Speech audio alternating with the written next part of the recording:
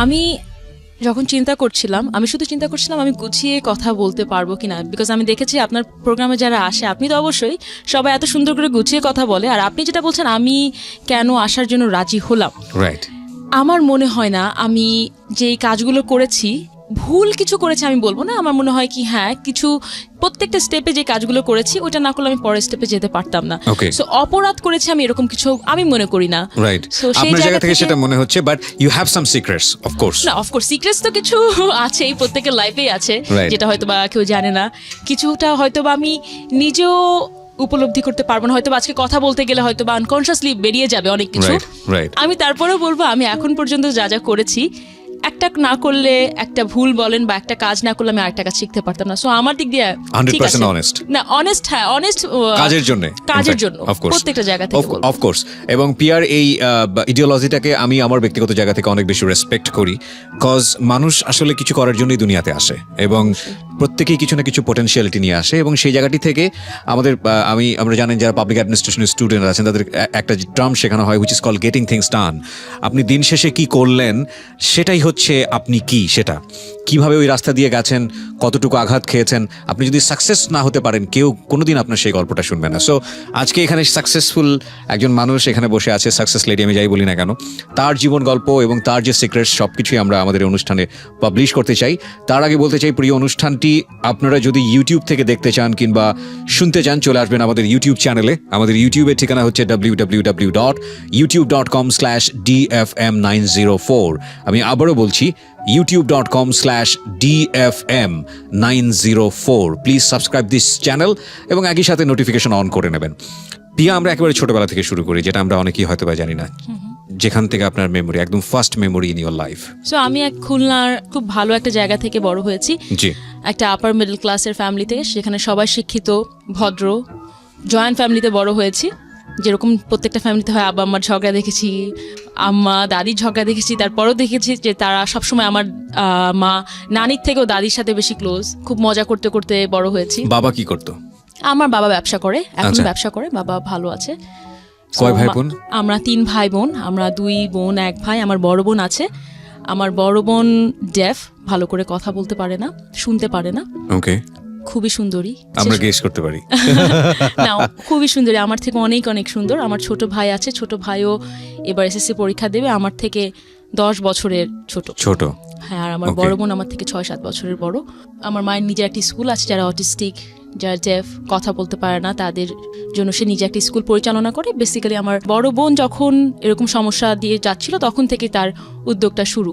এটা অনেক বছরের কথা। ওকে, আমার মনে আছে ছোটবেলা থেকে খুব মজা করতে করতে, মানে আমার সবকিছু নিয়ে খুব ক্রিয়েটিভ একটা কাজ করতো। ছোটবেলা আমাদের সময় ওয়াকম্যান ছিল, সো ওয়াকম্যানে করতাম কি 30 টাকা না 25 টাকা দিয়ে খালি ক্যাসেট কিনে আমি আমার দাদির কাছে যেতাম। সবকিছু ছিল আমার দাদি প্রথমে, যে দাদি একটা ইন্টারভিউ নেবো আপনার, ইন্টারভিউ নিতাম, দাদি রেকর্ড করতাম, মনে আছে রেকর্ড করে আবার শোনা যেত, আমার কাছে খুবই ভালো লাগতো, রেকর্ড করে আবার কথা শুনতে পারি। আমার আব্বু বিদেশ থেকে এনে দিয়েছিল ওখানে। তারপর আমার মনে আছে যখন ল্যান্ডফোন, আমার বাবা কুয়েতে থাকতো যখন ছোট ছিলাম, তো তখন দাদি কিছু বা ফুপুরা কিছু বললে বা আম্মু কিছু বলে সব আব্বুকে বসে বসে রাত্রেবেলা আব্বা যখন ফোন দিত তখন আব্বুকে কমপ্লেন করতাম, এটা হয়েছে, এটা হয়েছে। সকালবেলা আবার দাদি বলতো, বিকজ জয়েন্ট ফ্যামিলি তো পাশের রুমে কি বলছে শোনা যায়, তুমি তোমার আব্বাকে আমার নামে কমপ্লেন করছো, এরকম। মানে খুব মজা করতে করতে চাইল্ডহুড আমার খুবই ভালো ছিল। আচ্ছা, অবশ্যই। তো সমস্যা বলবো না, বিপত্তি বলবো না, আমি বলবো হয়তো বা যেটাই বলেন না কেন, সমস্যা বা বিপত্তি এটা আপনারা হয়তো বা ধরে নেবেন। যখন আমি ক্লাস 5-এ পড়ি তখন আমার ছোট ভাই হলো, আমার এর আগে একটা বোন ছিল। আমার আব্বা আমাদের 2 বোনকেই, আমার বড় বোন কথা বলতে পারে না যেটাই হোক না কেন, বা আমি যেটাই হোক না কেন, 2 বোনকে সে খুবই এখন পর্যন্ত খুবই ভালোবাসে সে ছোটবেলা থেকে। বা আমার ফ্যামিলিতে আমি সেকেন্ড মেয়ে হয়েছি বলে কোনো সমস্যা ছিল না, কিন্তু ওখানে তখন যখন ক্লাস 5-এ তখন আমার ছোট ভাই যখন হলো, তখন ক্লাস 5-এর পর থেকে আস্তে আস্তে বড় স্ট্যান্ডার্ডগুলো আসা শুরু করে। তখন তো আমার মনে আছে যখন ক্লাস 6-এও আমি পড়ি, আমার ভাই তখন হয়তো 1 বছর, তখন আমার অনেকগুলো টিচার ছিল। একটা ছিল হচ্ছে কম্পিউটার শেখানোর জন্য, একটা ছিল ইন্টারনেট শেখানোর জন্য, একটা ছিল অ্যাবাউট ফটোশপ শেখানোর জন্য, একটা ছিল ইংলিশ স্পিকিং শেখানোর জন্য, একটা ছিল কবিতা আবৃত্তি শেখানোর জন্য।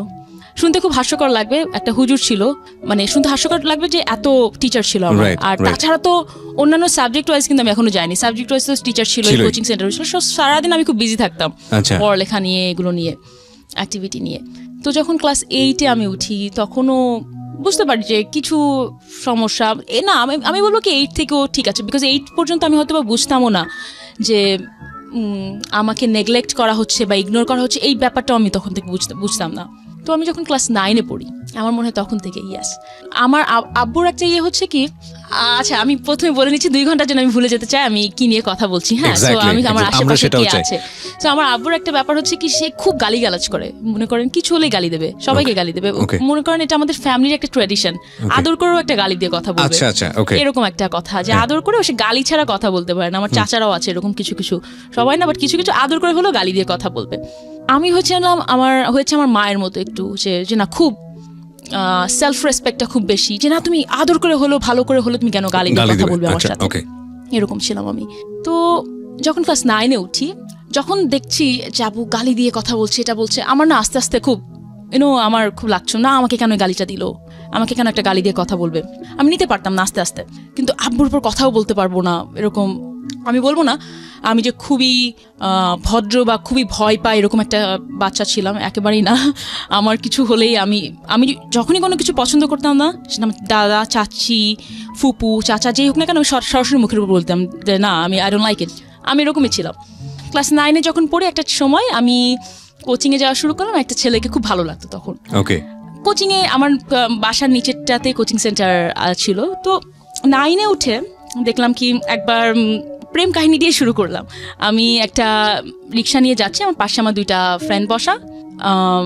যেতে যেতে দেখলাম কি একটা সুন্দর একটা ছেলে, খুবই ফর্সা, একটু সুন্দর টাইপের একটা জন আব্রাহাম টাইপের একটা হেয়ার কাট নিয়ে সে যাচ্ছে, সেও একটা রিক্সায় যাচ্ছে। তো আমি একটু হয় না, ফ্রেন্ডরা ছোটবেলা থেকে অনেক কিছু নিয়ে গল্প করে, আমি অত কিছু নিয়ে গল্প করতে পারতাম না, আমার একটু সায় লাগতো। তো আমার ফ্রেন্ডরা বললো কি যে ওই ছেলেটা পিছ রিক্সা নিয়ে চলেন। আমি বললাম কি একটা ছেলেকে আমরা ফলো করবো, এটা কিরকম লাগে না দেখতে? বলে কি না কিছু হবে না। তো ছেলেটা দেখছে যে ছেলেটাকে ফলো করছে, ছেলেরা করলো কি একটা কাগজ ছুঁড়ে মারলো। আমার ফ্রেন্ডরা ওই কাগজটা উঠাবে, না একটা ছেলে একটা রিক্সা দিয়ে যাচ্ছে, চলন্ত রিক্সা থেকে একটা কাগজ ছুঁড়ে মারছে, আমরা একটা মেয়ে হয়ে উঠাতে যাবো, মেয়ে হয়ে না মানে একটা কেন আমি একটা কাগজ উঠাতে যাবো, একটা ছেলে, ভদ্রতারও তো একটা ব্যাপার আছে, সে নিতে পারতো। তো না, ওরা যে উঠালো, দেখলাম ছেলেটার ফোন নাম্বার দিয়েছে। তো আমার 2টা ফ্রেন্ডই তাকে যে কল দিল, তখনও আমার হাতে মোবাইল ফোন আসেনি, আমার মোবাইল ফোন এসেছিল তার কিছুদিন পরে ক্লাস 9-এ।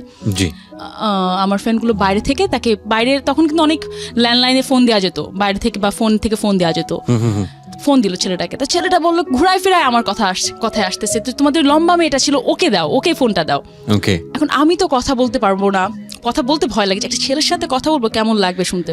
তো ছেলেটা একটা সময় আমি যে ফোন 3 বা 4 দিনের দিন আমি ফোনে কথা বললাম, হ্যালো শুনে আমার মনে হলো কি আমার দাদার মতো ভয়েস, ভয়ে আমি ফোনটা রেখে দিয়েছি।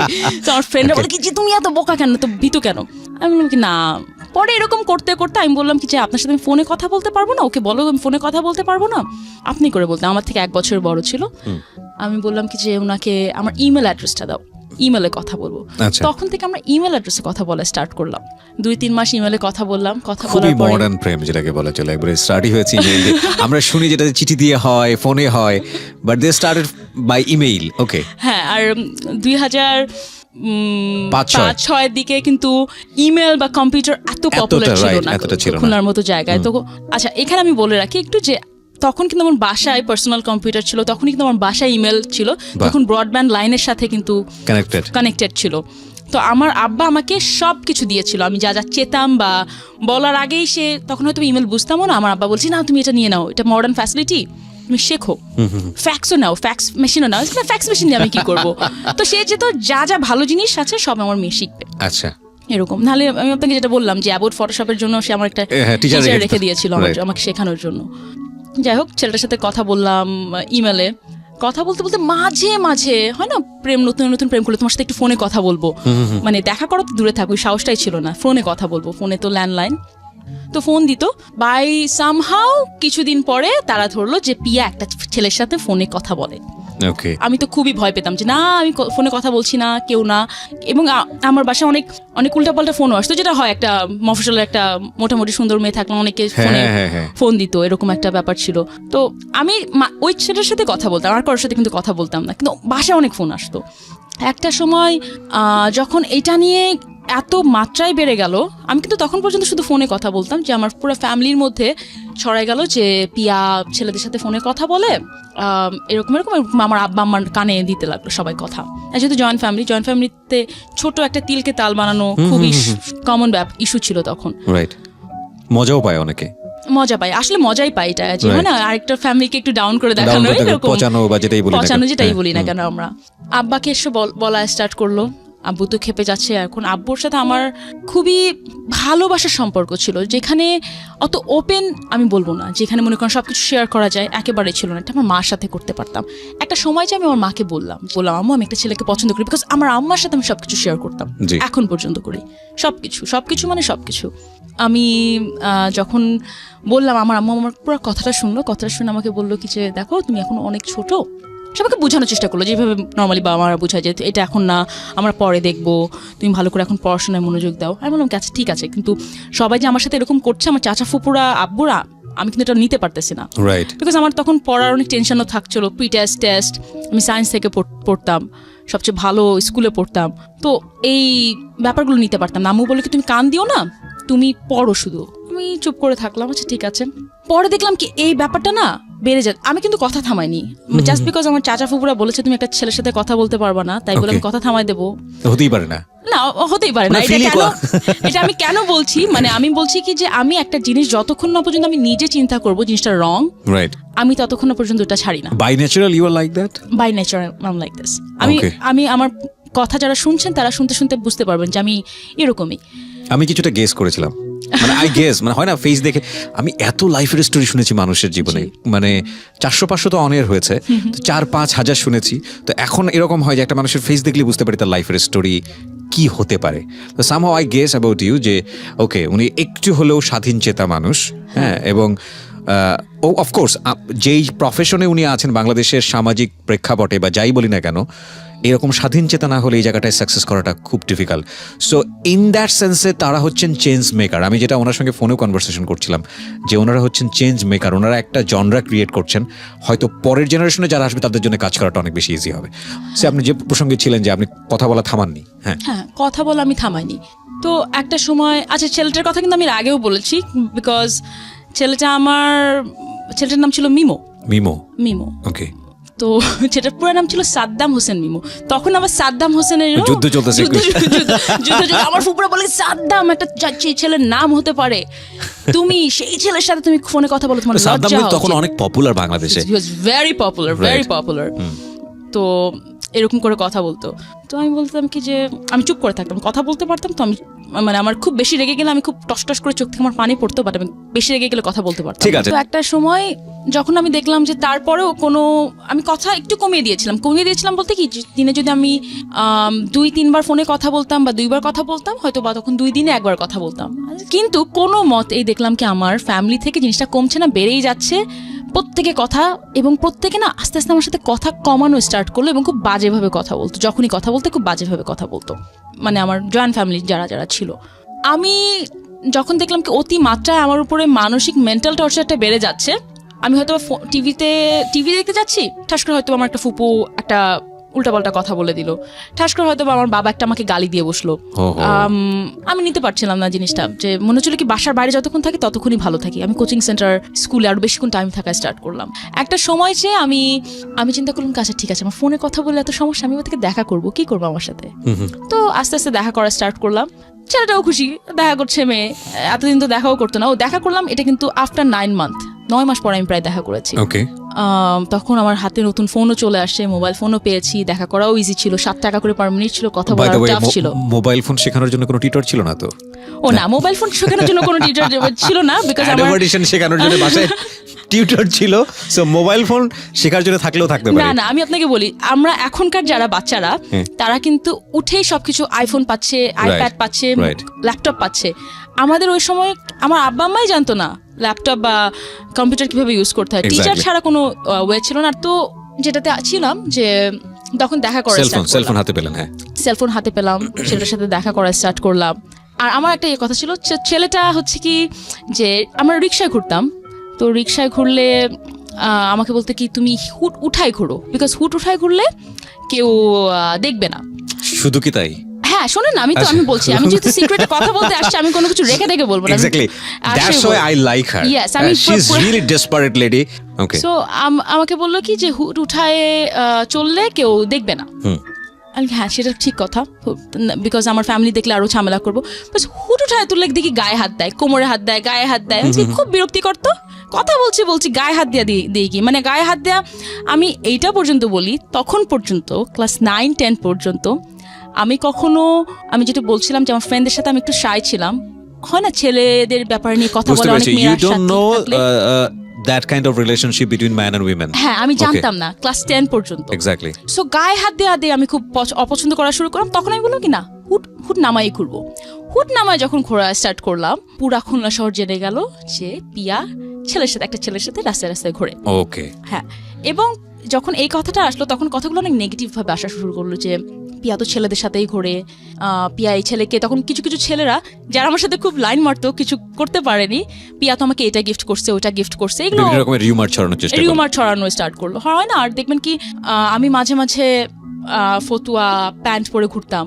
তো একটা ফতুয়া একটা খুলনায় একটা মেয়ে পরে ঘুরে বেড়াচ্ছে, এইটাই অনেক বড় ইস্যু ছিল। সালোয়ার কামিজই বেশি পরতাম। তো তখন আব্বু আম্মুর কানে আরো বেশি আসা শুরু করলো। আমার আম্মা কিন্তু আমাকে সবসময় বোঝাতো যে জানে এই মেয়েকে উল্টাপাল্টা করলে কিছু হবে না, বিকজ আমাকে মনে রিড করতে পারতো আমার আম্মা। কিন্তু আমার আব্বু খুব বাজে বিহেভ করে, আরো বিহেভিয়ার বাজে দিকে চলে গেল। আমি এখন পর্যন্ত মাঝে মাঝে চিন্তা করি বিহেভিয়ারটা বাজে যাওয়ার কারণ আসলেই কি ছিল, আমার ভাই হওয়ার কারণ নাকি আমার বয়ফ্রেন্ড ছিল এইটা কারণে। আমি এখন পর্যন্ত এটা রিলেট করতে পারি না কোন কারণে হলো। কিন্তু আমার মনে হয় কি বোথ কম্বিনেশন। হয়তো আমার আব্বা ভেবেছিল মেয়ে হাত থেকে চলে যাচ্ছে, আমার ছেলে তো আছেই, বড় মেয়েটা এরকম ছোট মেয়ের কথা শুনতেছে না, কোন ছেলের সাথে ঘুরে বেড়াচ্ছে, আমার ছেলে তো আছে। তো কিছু হলে আমার আব্বা তখন বলতো মেয়ে মানে লস আইটেম। আপনার সামনেই? হ্যাঁ অফকোর্স আমার সামনে। মেয়ে মানে লস আইটেম, সেই কারণে তো বলি পড়ালেখা করলে করো, না করলে না করো, আমার কোনো যায় আসে না। আমার মনে আছে আমার আম্মা আমার দিকে তাকায় থাকতো যে সে খুব কষ্ট পেত যখন বলতো মেয়ে মানে লস আইটেম। তো আমারও খুব খারাপ লাগতো যে মেয়ে মানে লস আইটেম, সে এই কথাটা কেন সে বড় আইস করবে। এটা হচ্ছে কি কিন্তু সেলফ রেসপেক্টের একটা জায়গা, যে যখন সে বললো যে মেয়ে মানে লস আইটেম, শুধু এটা না, আমি হয়তো বা কিছু গালি আনতে পারবো না বা বলতে পারবো না, এখানে আরো কিছু বাজে কথা স্টার্ট শুরু করলো। যখন সে শুনলো যে আমি এই ছেলেটার সাথে ঘুরি, রিক্সা ঘুরি, এটা তখন সে একটা টাইমে আমাকে বলল কি আরো খুব বাজে একটা কথা বলেছে, যে এরকম কথা একটা যে এত বড় হয়ে গেছো, কালকে একজনের সাথে থাকলে পরশুদিন তোমার একটা বাচ্চা হবে, বাট তুমি এখনো বোঝো না, এরকম খুব বাজে ল্যাঙ্গুয়েজে সে আমার সাথে কথা বলা স্টার্ট করলো। ওকে, এর মধ্যে আমার আরো কিছু ফেজ যাচ্ছে, বিকজ আমি এসএসসি পরীক্ষার জন্য নিজের প্রিপারেশন নেওয়া লাগছিল। বাবা মা এদিক দিয়ে বাজে কথা বলা স্টার্ট করলো, মা বলবো না আমার। তার মধ্যে এই ছেলে যার সাথে আমি প্রেম করতাম, বা যেটাই বলেন না কেন, infatuation, love, whatever you say, সেই ছেলে, আমি খুব রিজার্ভ ধরনের একটা গার্লফ্রেন্ড ছিলাম, যে না তুমি এই মেয়ের সাথে দেখা করতে পারবো না, এটা করতে পারবো না, ওটা করতে পারবো না। আমার মনে হয় কি আমি যেটা শিখেছি, যেটা দেখেছি, পজিটিভ ছিলাম অনেক বেশি, সেটা অ্যাপ্লাই করতাম। তো আমার বয়ফ্রেন্ডও ওরকম ছিল, তুমি এটা করতে পারবে না, আমার ছেলে ফ্রেন্ড ছিলও না, সো বলার কোনো রিজন ছিল না। তখন সেই ছেলে আমাকে একটা সময় এসে বললো যে তাকে তার কোন বিদেশ থেকে একটা কাজিন এসে বলছে এই মেয়ে তো কিছু করতে পারবে না, এত শুকনো একটা মেয়ে কিছু করতে পারবে না। Okay, quote and quote, sorry to সে।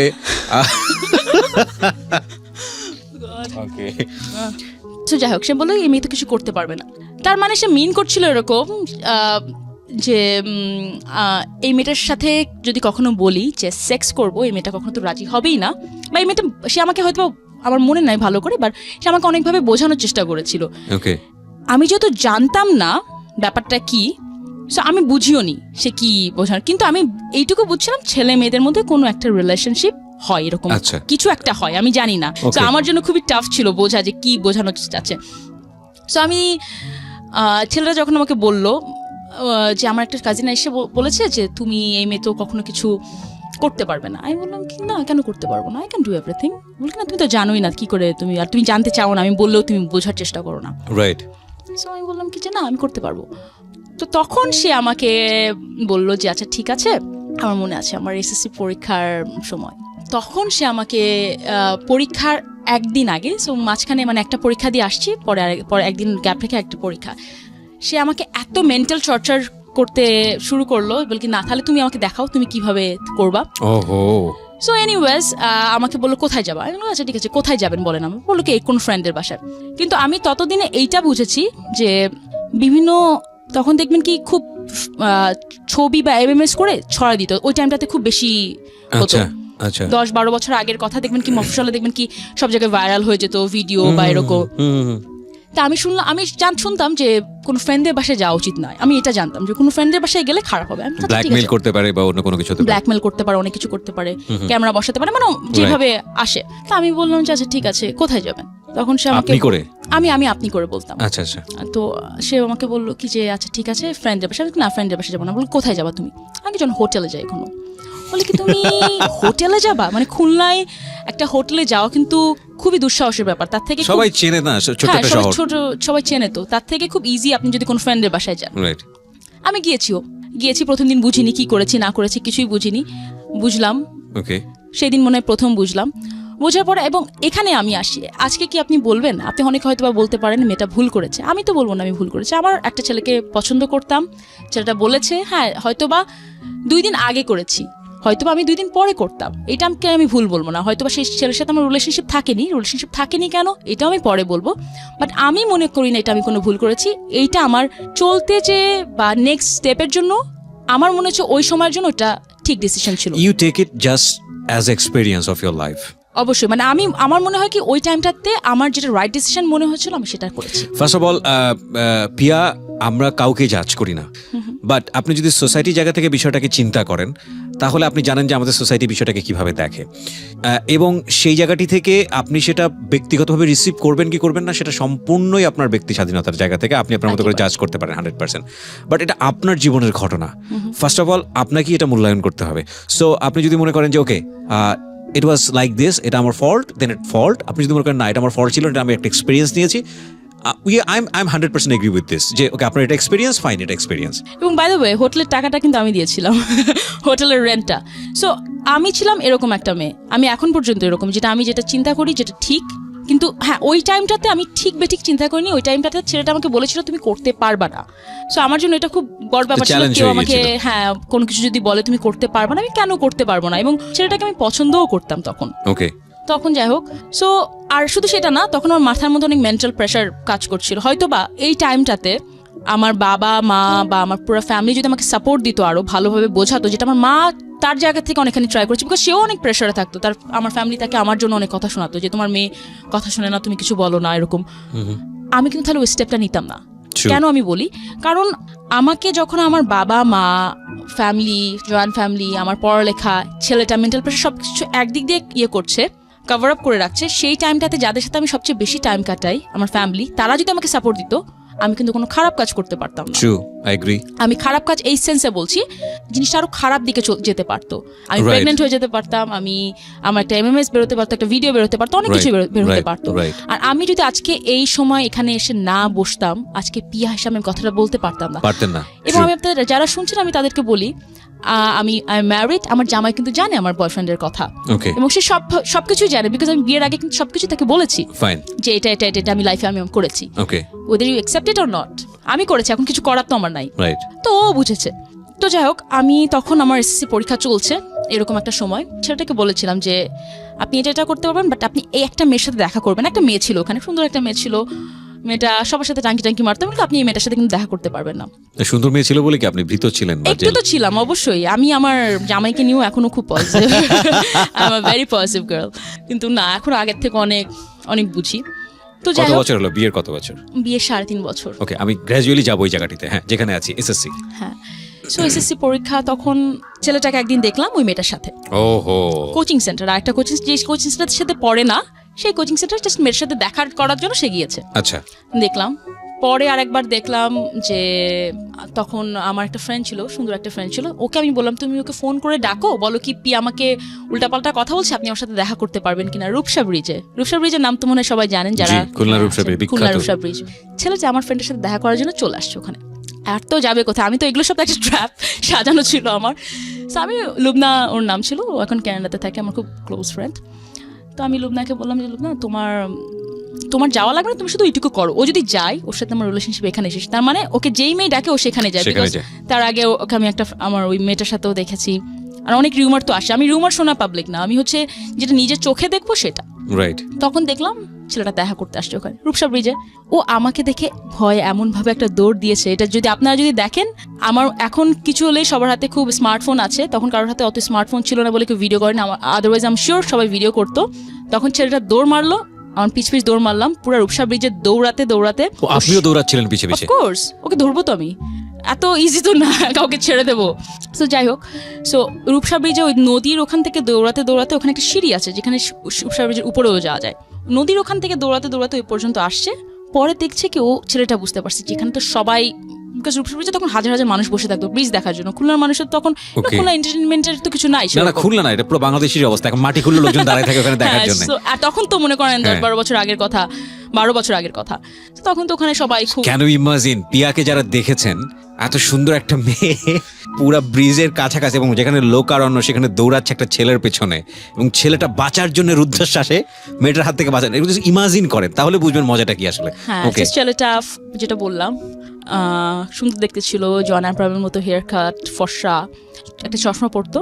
তো দৌড়াতে দৌড়াতে ও যখন দেখলো সব মানুষের হাতে তালি দিচ্ছে, আরো মানুষ ভিড় হয়ে গেল, ও তখন ওখানে যে থামলো। আমার মাথায় তখন কোনো সেন্স নাই কোন মানুষ তালি দিচ্ছে, কোন মানুষ কি দেখছে। আমি ওকে, ও যখন থামছে তখন আমি জাস্ট ওর চশমাটা নিয়ে ভাঙলাম, এক হাত দিয়ে চুল ধরছি, আর এক হাত দিয়ে মার দেওয়া স্টার্ট করলাম। কি যে মারটা দিয়েছি কিবরিয়া ভাই, পরে আমি অনেক ছেলেকে মারছি অন্যান্য কারণে, বাট এমন মায়ের ওকে আমি দিয়েছি।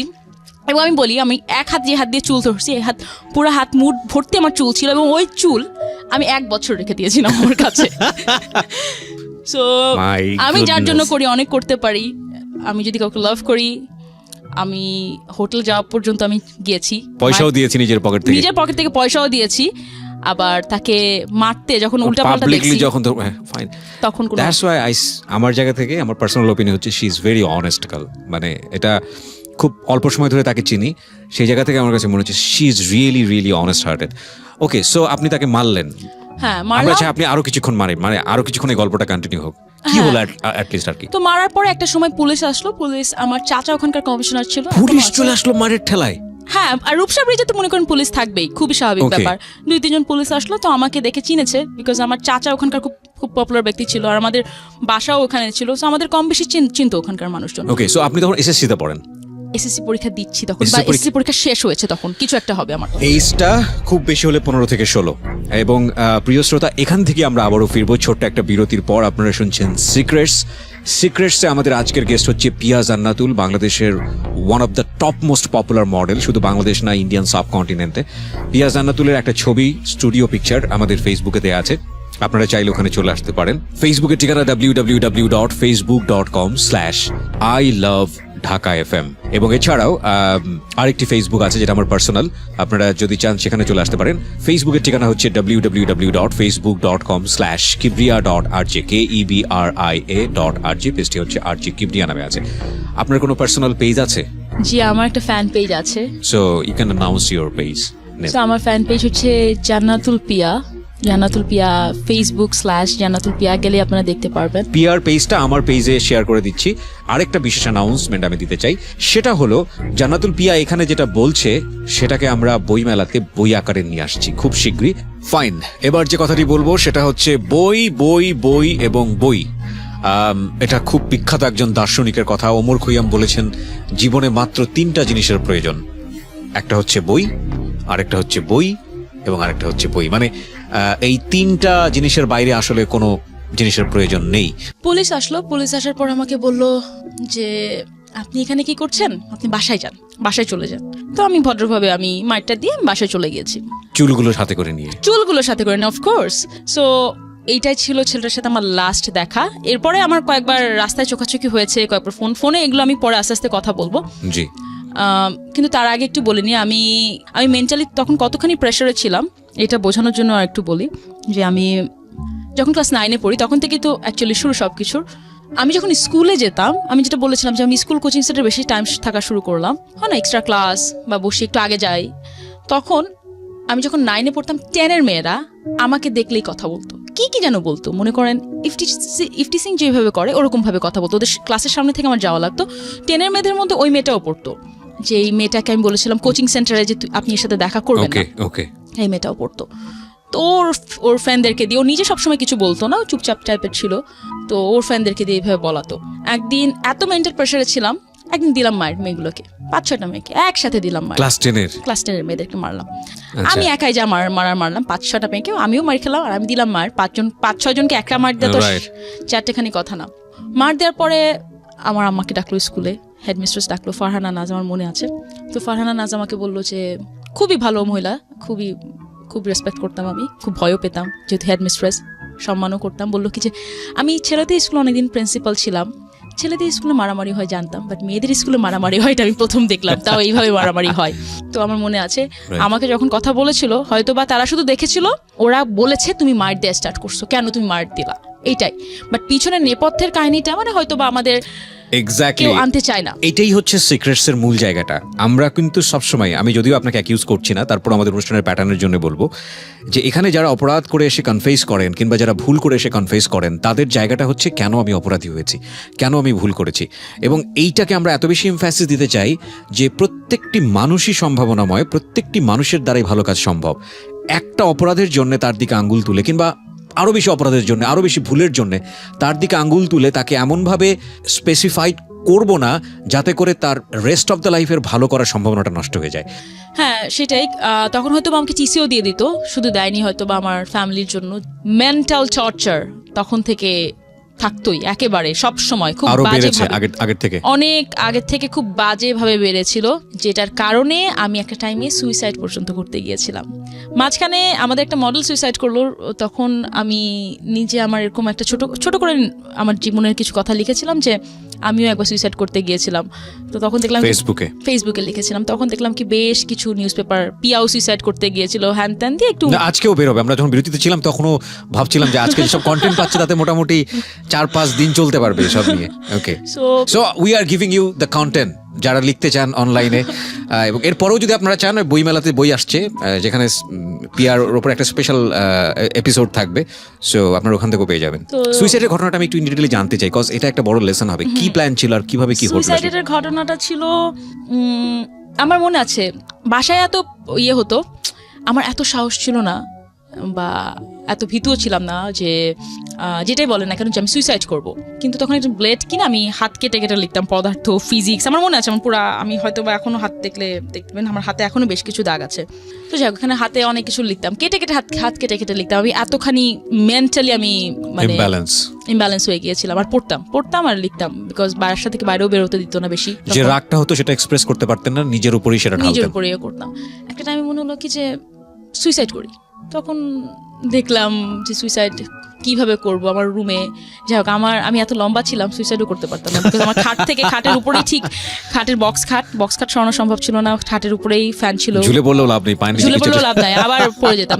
সরি আই এম লাফিং, বাট না হ্যাঁ আসলেই সত্যি কথা, মানে সত্যি। তো তখন আরো কিছু জিনিস জানতাম যে আম্মাকে আমি বলেছিলাম যে আম্মা আমার এরকম টেন্ডেন্সি হচ্ছে। আম্মা আমাকে বললো কি, খবরদার তুমি এগুলো মাথায় আনবাই না, বিকজ প্রথমে তোমাকে বলে রাখি, মরবা তো নাই, প্যারালাইজড হয়ে যাবা। ঘাড়ের একটা রক এটা ছিঁড়ে গেলে মানুষ সবাই মরে না, প্যারালাইজড হয়ে যাবা, সারা জীবন কিন্তু বিছানায় পড়ে থাকবা। ভয় দেখাতো, বাট সত্যি কথাই বলেছিল আমার আম্মা আমাকে। তখন আমি বুঝেছি আচ্ছা ঠিক আছে, সুইসাইড করেও লাভ হবে না। তো ওইসব প্ল্যানও বাদ দিলাম। এবার আসো এসএসসি রেজাল্ট। আমি মোটামুটি ভালো স্টুডেন্ট ছিলাম। 400 জনের মধ্যে হয়তো আমার রোল 1 থেকে 10-20-এর মধ্যে না থাকলেও ভালো রোলেই থাকতো। টিচাররা আমাকে কেন যেন খুব পছন্দ করতো, প্রত্যেকটা টিচার আমাকে খুব পছন্দ করতো, স্কুলেও, কলেজেও, ইউনিভার্সিটিতেও। তো পড়তাম আমি এই কারণে কথাগুলো বলছি, আমি অন্যান্য কারিকুলাম অ্যাক্টিভিটিসেও ছিলাম, পড়াশোনাও করতাম, সায়েন্স নিয়েও পড়তাম। এসএসসি পরীক্ষায় দেখলাম আমার গ্রেড আসছে F, ফেল। আমি জানি না এটা আপনাদের জন্য কতখানি মূল্যায়ন করবেন, বাট একটা মেয়ে যাকে বাসা থেকে মানসিক টর্চার করা হতো, বলতো কি যে না তুমি কিছুই লাইফে করতে পারবা না, ছেলেদের সাথে ঘুরে বেড়াও। যার আরও 2টা কাজিন পরীক্ষা দিল, একই কাজিন যারা A+ বা এরকম কিছু পাচ্ছে, সে F পেল, সবচেয়ে মোটামুটি ব্রিলিয়ান্ট স্টুডেন্ট হয়েও। তখন ওই ফ্যামিলিতে কিরকম হয় একটা মফস্বলের, এবং রাইট না আমরা পার্সোনাল লাইফেও একটা বড় ধরনের ডিজাস্টার চলে গেছে। পার্সোনাল লাইফে খুব বড় একটা ডিজাস্টার চলছিল। আর এই কথাটাও বলি যে ক্লাস 10-এর একটা মেয়ে যখন ফার্স্ট লাইফে সেক্স করবে সেটা কিন্তু তার কখনো প্লেজার হিসেবে আসবে না, সেটা কিন্তু তার জন্য একটা ডিজাস্টার হিসেবেই আসবে লাইফে। সেটা যেভাবে সম্মতিতে করা হলেও অনেক কিছু ডিজাস্টার, সব কিছু মিলে I was very nervous, scared and all. যখন এফ আসলো সেদিন আমি আর একদিন ট্রাই করলাম সুইসাইড করার। তো করার পরে আমি কিছুক্ষণ দরজা আটকানোর পরে আমার আম্মা দরজা এত ধাক্কানো স্টার্ট করলো ভেঙে ফেলবে, আমার আবার সরে আসা লাগলো যে আম্মা বুঝতে পারছিল যে কিছু একটা করবো আমি। আম্মু আমাকে নিয়ে বসেছিল সারাক্ষণ।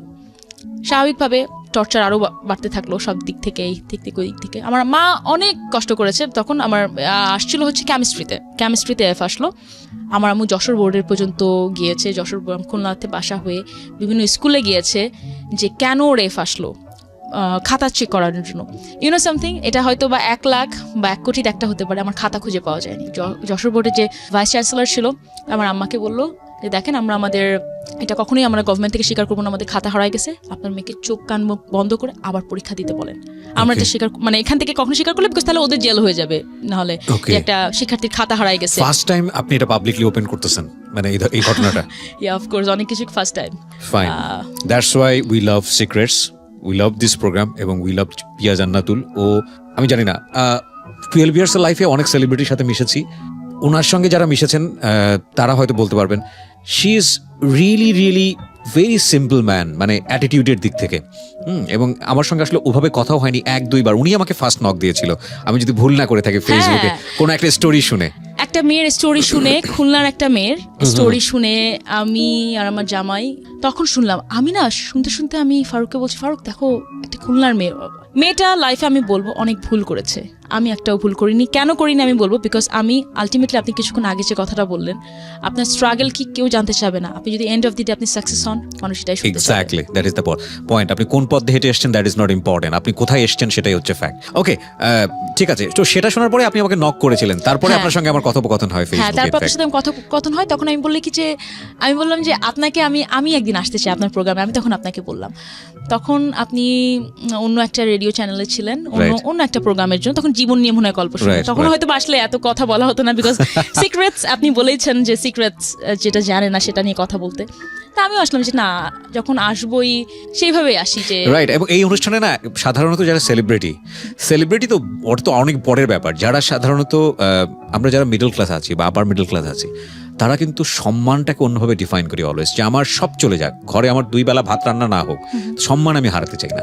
সো আমাদের এই সোসাইটিতে সম্মানটাকে ডিফাইন করা হয়েছে এমনভাবে যে তোমার নিচে বা তোমার পিছনে যদি কাপড় নাও থাকে নো প্রবলেম, সামনে কিন্তু থাকতে হবে। তো যে কারণে মানুষ এই অনুষ্ঠানগুলোতে আসতে অনেক বেশি ভয় পায়। আমি এই জন্যই বলছিলাম যে পিয়া জান্নাতুল অনেক বেশি মানে অনেস্ট হার্টেড একটা মেয়ে।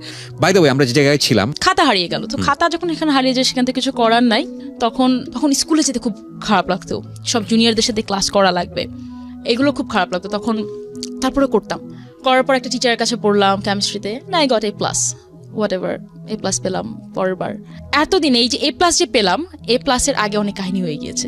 একদিন আমার মনে আছে, এত খারাপ অবস্থা, আমার আব্বু আমার সাথে এত মিসবিহেভ করতেছিল, খুবই বাজেভাবে কথা বলা, এবং সে আমার আম্মাকে কিছু একটা ছুঁড়ে মারতে যাচ্ছিল, এরকম আমার মনে আছে।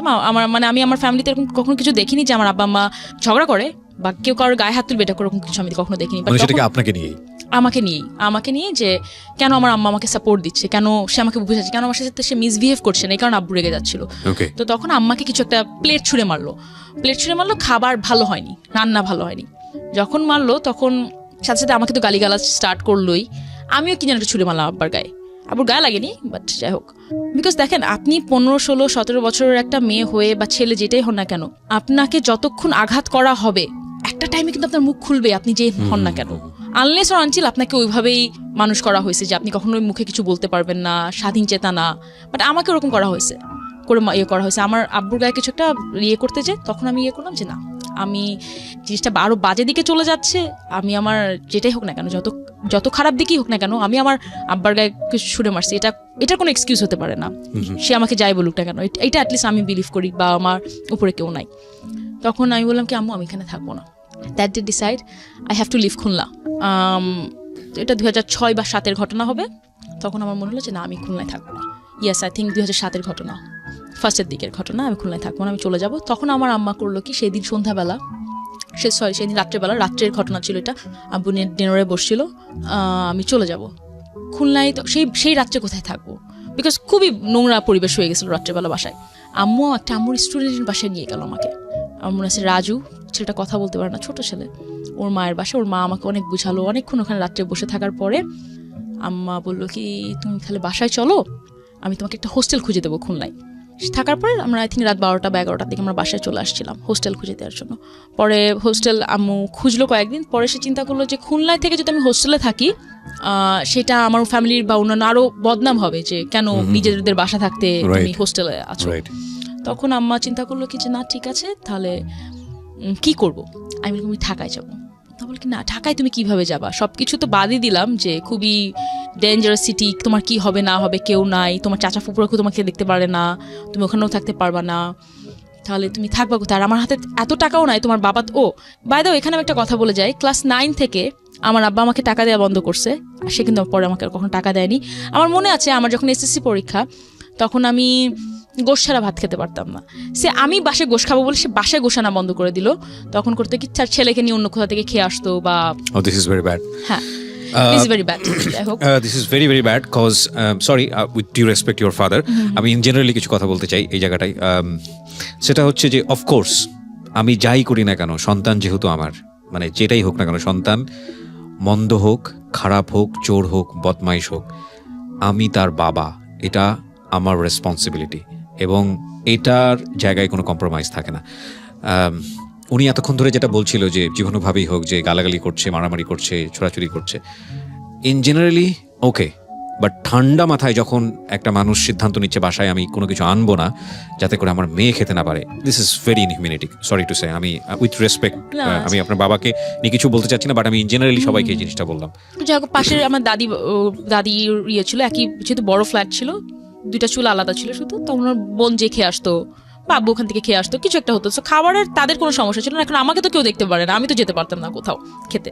যাই হোক, আমার আম্মা আমার জন্য ডিম এনে দিত, ওটা দিয়ে খেতাম। এবং সে আমি আমার লাইফে একটা স্টোরি প্রচার করেছিলাম, আপনার গল্প শুনে আমার মনে হলো।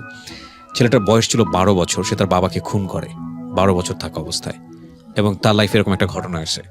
এবং সে যে খুনের বর্ণনাটা দিয়েছিল, সেটা আগের একটা রেডিও অনুষ্ঠানে আমি করেছিলাম, যে আমি তাকে জিজ্ঞেস করেছিলাম যে তুমি এখনো, বলছে যে আমি, ওই এপিসোডটা অনেকে ইন্টারনেট থেকে ডাউনলোড করতে পারবে, যে তুমি খুন করলা কেন, ওর মধ্যে কোনো, ও বলে যে তোমার খারাপ লাগাটা কি, খুন করার পর বাবাকে নিয়ে কোনো খারাপ লাগা নাই, ওর খারাপ লাগাটা হচ্ছে এটা যে আমার মা জায়নামাজে বসে সে প্রার্থনা করে আল্লাহর কাছে যে আল্লাহ, আমার স্বামীকে যে খুন করছে তাকে তুমি বিচার করো, আমার মা জানে না যে খুনটা আমি করছি, এবং আজকে রেডিওর মাধ্যমে আমার মা জানবে। এটার পরে পুরো গল্পটা বলে যে কেন এই কাজটা করছিল। সেখানে এরকম একটা পার্ট ছিল যে আমার বাবা পাশের বাসায়, মানে আমার সামনাসামনি, আমার সৎ মায়েরকে নিয়ে বসে থেকে সে খাবার খাচ্ছে, এদিকে আমার মা খেতে পাচ্ছে না, আমি খেতে পাচ্ছি না, তার দিকে আমি তাকায় আছি, সে ফিল করতে পারছে না যে আমি তার সন্তান এবং আমি ক্ষুধার্ত। সেখানে বসে আরাম করে খেয়ে ঢেকুর তুলতে তুলতে আমার সামনে দিয়ে যাচ্ছে। অ্যান্ড উনি এই ছোট বাচ্চাটা যে 18 বছর তখনও হয়নি, ও কিভাবে প্ল্যান করেছিল বাবাকে খুন করার জন্য, এটা যদি আপনি শোনেন, মানে আমি আপনাকে দিব এপিসোডটা। সো দেখুন, এই পিয়া কিন্তু অফকোর্স আপার ক্লাস ফ্যামিলিতে বিলং করে রাইট নাও, এবং she has that kind of cars, she earn lot, but এই পিয়ার লাইফের একটা স্টোরি এবং একেবারে লোয়ার ক্লাস যদি আমরা বলি গ্রাসরুট পিপলের ওই বাচ্চাটার story, this are very same, very very same. So আমরা একটা সময় পিয়া হলেই হয়তো বা খুব ডেসপারেটলি এটা বলতে পারি যে আমার লাইফে আমি এটা ফেস করেছি, but everybody has that kind of story. Okay, আরেকটা কথা বলা হয়নি যে 9-10 আমি আপনাকে বলেছিলাম যে হাসছিলেন যে আমার অনেকগুলো টিচার ছিল, ফটোশপের টিচার ছিল, এটা টিচার ছিল, ওটা ছিল, আবৃত্তির টিচার ছিল, মানুষ শুনে হাসতো। ও বাই দ্য ওয়ে, আমি খুলনা বেতারে কিন্তু একসময় আবৃত্তি করতাম ছোটবেলায়, 8, 7, 8, 9-এ থাকতে। তো তখন আমার আব্বা করলো কি 9 থেকে সব টিচার অফ করে দিল, একটা টিচার সে আমাকে দিল না, কোনো টিচার থাকবে না, কিছু থাকবে না, তুমি আমার কথা না শুনে আমি তোমাকে কিছু প্রোভাইড করবো না, পড়াশোনার জন্য করবো না। আর আমার খুবই একটা important decision through out my life, আমি কখনো পড়াশোনা স্টপ করিনি। যত সমস্যা আসছে ফেল করছি, টাকা নাই, পড়তে পারছি না, কিছু করতে হতে পারছে না, বই কেনার টাকা নাই, বিকজ আমার আম্মা প্রথমে একটা স্কুলের সাথে জড়িত ছিল, পরে সে নিজের স্কুল দিয়েছে কয়েক বছর হলো, 10-12 বছর, মানে আমি যখন যেতে শুরু করি তখনই সে শুরু করলো। সো তারও তখন অত সে আর্ন করতো না যে আমাকে ওইভাবে টাকা দেবে। তখন আমার আম্মা করলো কি, যেটা বলছিলাম যে নিচে আমার কোচিং সেন্টার ছিল, লাকি স্যারও খুলনা বেতারের সাথে আছে। স্যার আমার কাছ থেকে কোনো টাকা নিত না তখন, আম্মুর জন্য বা আমাদের যেহেতু আমাদের নিচে ভাড়া থাকতো বাসার নিচে। স্যার করতো কি তখন MCQ বা বই এগুলোর দাম অনেক বেশি ছিল, অনেক দামি ছিল। স্যার করতে কোচিং সেন্টার ফ্রি বই দিত না, ওগুলো আমাকে সব দিয়ে দিত, কিন্তু আমার আব্বা তো আমাকে টাকা দিত না। এইদিকে নিচের ইয়েতে আমার ফুপুর ছেলে থাকতো, ও আমার সাথে পড়তো, ওর জন্য ওই 4-5টা টিচার এক একজনকে 4,000-5,000 টাকা করে দিত। বাবা দিত? না, আমার ফুপুই দিত। আচ্ছা। আমার একটা ফুপুর মেয়ে ছিল, ওর সাথে অত ক্লোজ ছিলাম না, বা যেটা আমার ইমিডিয়েট বড় ফুপুর ছেলে ওরা থাকতো, ওরাও পাশের বাসায় থাকতো, ওর জন্য ওরকম অ্যারেঞ্জমেন্ট ছিল। বাট আমার জন্য তখন দেখলো কি যে একটা টিচার লাগবে, যেহেতু আমার হায়ার ম্যাথ ছিল, হায়ার ম্যাথ শুধু কোচিং সেন্টারে যে সম্ভব না, হায়ার ম্যাথের জন্য একটা টিচার লাগবে। সঞ্জয় স্যার, আমি মানুষের নাম মনে রাখতে পারি না, বাট কিছু কিছু মানুষের নাম কখনো ভোলা যাবে না, সো কিছু কিছু মানুষের নাম সবসময় মনে থাকবে। সো সঞ্জয় স্যার তখন খুলনা ইউনিভার্সিটিতে পড়তো, এখন অনেক খুঁজছি উনাকে পাই না আমি। আম্মা উনাকে ঠিক করলো, উনি 1,000 টাকা নিত আমার আম্মার কাছ থেকে, সবগুলো সাবজেক্টই পড়াতো, শুধু অঙ্কের জন্য রাখা হলেও সবগুলো সাবজেক্ট পড়াতো। আর মনে আছে স্যারের কাছে যখন পড়তাম প্রতিদিন সন্ধ্যাবেলা, আব্বু সন্ধ্যাবেলা বাসায় আসতো, সন্ধ্যাবেলা বাসায় ঢুকে আমাকে গালিগালাজ স্টার্ট করতো। স্যার কিছু হলে আমাকে বলতো কি,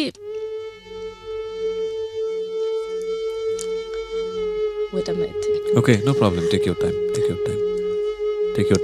পিয়া, আমি একটা ব্রেক নেই। আমি এখানে শুধু একটা কথা বলতে চাই, আপনার ওর ভয়েস শুনছেন, ওকে আমি সামনে থেকে দেখছি। She is a very successful man. ওর চোখ দিয়ে যতবার পানি পড়েছে, যতবার পড়ছে এগুলো বলতে গিয়ে, আপনি রেডিওর ভয়েস শুনে সেটা ফিল করতে পারবেন না, বিকজ ও এইটা ওর ভয়েসের মধ্যে আনতে চায় না, এইটাই ও। আব্বু গালাগালি দিচ্ছে স্যারের সামনে, আমাকে শুধু মাথা নিচু করে থাকতো, আমি মাথা নিচু করে থাকতাম। স্যারের সামনে তুমি কিছু ঝগড়াও করতে পারতাম না। স্যার বলতো কি তুমি কিছু তাকাও না, শুধু পড়ো, কান দিও না, শুধু পড়ো। বিকজ উনিও এত লজ্জা পেতো, খুব ভদ্র ছেলে ছিল, স্বাভাবিক হিন্দু একটা ছেলে ছিল। তো কিছু কিছু সময় মনে আছে আমার আম্মার যখন টাকা দিতেও সমস্যা হতো, 1,000 টাকা দিতেও সমস্যা হতো, তখন স্যার কিছু বলতো না, চুপ করে থাকতো। স্যার এরকম এত সাপোর্ট দিয়েছে, এদিকে লাকি স্যারও ছিল। তো আমার জন্য তখন, আমি যখন SSC পরীক্ষার রেজাল্ট খারাপ হয়, আমার জন্য তখন আমার নিজের থেকে আমার মায়ের জন্য খুব খারাপ লাগছে, বা ওই স্যারের জন্য খুব খারাপ লাগছে, যারা আমার জন্য এত কিছু করলো, তাদেরকে আমি কিছু রিটার্ন করতে পারলাম না। এটা শুধুমাত্রই আমার রিলেশনশিপের কারণে, আমার একটা বয়ফ্রেন্ড ছিল। আমি কিন্তু পড়েছি, আমি বলতে চাই আমি অনেক পড়েছি, পড়তে হতো, বিকজ আমি লুজার হয়ে থাকতে চাই না। আমি জানি আমি যদি সাকসেসফুল না হই, এই মানুষগুলো আরো মজা পেয়ে যাবে। আমি যদি আজকে ভালো রেজাল্ট করি, এই মানুষগুলোর মুখ থেমে যাবে। কিন্তু আমি জানি না, এটাকে অনেক হয়তো বা লাকে বিশ্বাস করে না, অনেক হয়তো বা বলবেন যে না কিছু কিছু লাক বলে কিছু নাই, কিন্তু সব কিছুই পরিশ্রম। কিন্তু আমি বিশ্বাস করি লাক বলে কিছু আছে, এটা একেবারেই আমার জীবন থেকে বলছি।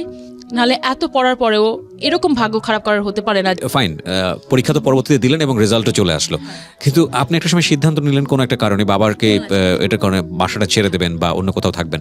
দ্যাট মোমেন্টে আপনি জায়গা খুঁজছেন আসলে কোথায় থাকবেন। হ্যাঁ, তখন জায়গা খুঁজছি। হ্যাঁ, আমি একটা জায়গায় একটু খেয়ে হারিয়ে ফেলেছিলাম, সেটা হচ্ছে আমি মনে করতে পারছিলাম না ছেলেটার সাথে আমার কবে ব্রেকআপ হলো হচ্ছে আমার যখন প্রথমবার রেজাল্ট দেয়, যখন এফ পেলাম, তখন ও আমার ফোন ধরে না। ও তো ভয় থাকলো যে আল্লাহ কি হবে, ও তো আমার জন্যই মনে হয় ফেল করছে, এটা তো এখন আমার উপর ছাড়বে, বা যাই হোক ফেল করছে না, ফ্রেন্ডদের মধ্যে ফেল করছে, জাস্ট আমার 1 বছরের বড় ছিল। তো ও খুব লজ্জা পেত, তুই ফেল করছো এটা। ও আমার কিছুদিন ফোন তুললো না, কিছুদিন, বেশি এটা যে বড় রিজন তা না। তারপরের ঘটনা ছিল রূপসা ব্রিজ, এটার পরের ঘটনা। তো রূপসা ব্রিজের ছেলেটার কাছ থেকে যখন ওরকম খুব একটা ধাক্কা খেলাম, পাশাপাশি একটা রিজন তো ছিল আমার ভাই, আর এই ছেলেটার কারণে, দুইটা মিশে কম্বিনেশন, যে আমার ফ্যামিলির কাছ থেকে আমি এত কথা শুনছি, আর এই ছেলেটা এসে আমার সাথে এরকম উল্টাপাল্টা ডিচ করলো, আর এদিকে ফ্যামিলির তো সমস্যা আছেই।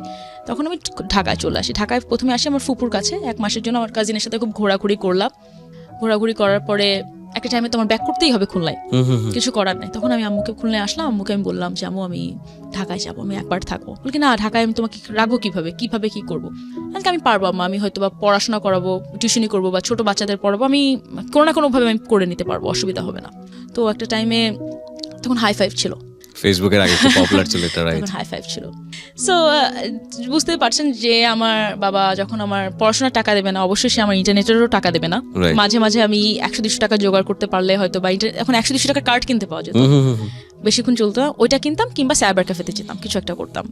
তো সাইবার ক্যাফেতে বা কিছু একটা করে হাই-ফাইভে কথা বলতাম। তো আমাদের একটা ফটোগ্রাফার ছিল, আমি জানি না আপনি জানেন কিনা, ফটোগ্রাফার তখন হিট। তো আমাকে বললো কি যে তোমার হাইট কত, so I was that time I was 5'8". Okay, right now এখন 5'10". তখন 5 ফিট 8 ইঞ্চি ছিলাম, অনেক লম্বা ছিলাম ওই হিসাবে খুলনার মধ্যে। তো তখন মনে আছে আপনাদের যারা লিসেনার মনে আছে কিনা জানি না, ASL 8 সেক্স লোকেশন, তখন আমরা বলতাম ASL হাই ফাই। ASL কত মানে ইয়াহু মেসেঞ্জারও তো ফার্স্ট হাই বলার পরেই বলা হতো ASL এক্স্যাক্টলি। দেখবেন কি ফটোগ্রাফার বা মিডিয়া ইন্ডাস্ট্রি এরা হাই জিজ্ঞাসা করে 5'8", বলে কি তুমি কি হিল পরে না হিল ছাড়া, চাওয়াবাজি করছো, এরকম অনেক কথা বলছো। না আমি তো এরকমই। তখন আমাকে বললো তাহলে তুমি ঢাকায় আসো, ঢাকায় এসে তুমি মডেলিং করো। আমি বললাম কি যে না, আমার যে ফ্যামিলি একটা ফতুয়া পড়লে ঢাকায় থাকে, মডেলিং করবো মানে। ও আমার গানের টিচারও ছিল, গান আমাকে বন্ধ করে দিতে হলো যে গান তো বেশি দিন গেতেও পারবো না, পরীক্ষাও, আবার মুসলমান ধর্মে গান গাওয়া উচিত না, এইগুলো আমার গানটা বন্ধ করে দিল তখন। যেই ফ্যামিলি এরকম ফ্যামিলি থেকে আমি আজকে ভোগের মডেল, সো হোয়াট এভার। তো সে আমাকে যখন বললো তখন বললাম যে না দেখেন এটা তো কোনোভাবে সম্ভব না, আমাকে দেবে না, করতে দেবেই না, আমাকে মেরেই ফেলবে, মানে দে উইল মেক শিওর যে। তখন বললো কি যে না তাহলে আমি আসি খুলনায়। আপনি আসবেন আমার জন্য খুলনা পর্যন্ত আসবেন? হ্যাঁ আসি, সমস্যা কি। তো আসলো, সেটা আমার একটা ফ্রেন্ডকে নিয়ে আসলো, এসে আমার মার সাথে কথা বললো, বাবা পর্যন্ত যাওয়ার সাহসই নাই।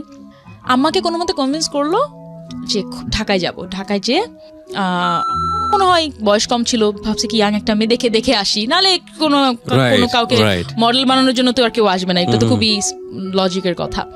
তো ও আমাকে দেখে খুব ইমপ্রেস যে লম্বা একটা মেয়ে আছে, খুবই ছোট একটা মেয়ে, কিছু একটা করতে পারবে। তো আমাকে বললো আপনারা ঢাকায় আসেন। আমি তো খুব ভয় ছিলাম যে কত টাকা নেবে ফটোশুট করতে, এটা করতে। টিভিসি খুব হিট ছিল তখনকার, মোনালিসা, বাঙালি, তখন এগুলো খুব হিট ছিল। তো তখন একটা টাইম আম্মাকে নিয়ে গেলাম আমি ঢাকায়। আম্মাও কিন্তু আমার আম্মা কিন্তু এরকম না, বিভিন্ন পরিস্থিতির সম্মুখীন পড়ে তাকেও একটা ডিসিশন নিতে তারও নিজেকে বাধ্য করা লাগছিল, যাচ্ছে ঢাকায় নিয়ে যায়।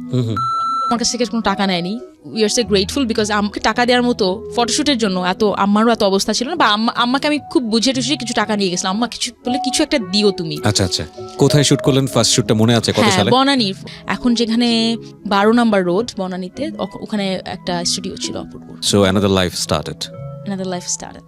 আমার ভাইকে নিয়ে গিয়েছিল, আমাদের 3 জনের একটা ছবি এখনো আমার কাছে আছে, আমার বাসায় ঝোলানো আছে, প্রথম শুট। আমার মনে আছে আমাকে যখন বললো যে আমার একটা ড্রেস ছিল, তো একটা স্লিভলেস ড্রেস, তার উপর একটা কোটি পরা লাগে। স্লিভলেস তো পরতামই না, ভয় লাগতো অনেক। তো যখন আমাকে বললো কি যে তুমি কোটিটা ছাড়া পরো, আমি তো বললাম কি লোকের নিশ্চয়ই মতলব খারাপ, আমাকে স্লিভলেস ড্রেস পরতে বলছে, মতলব অবশ্যই খারাপ।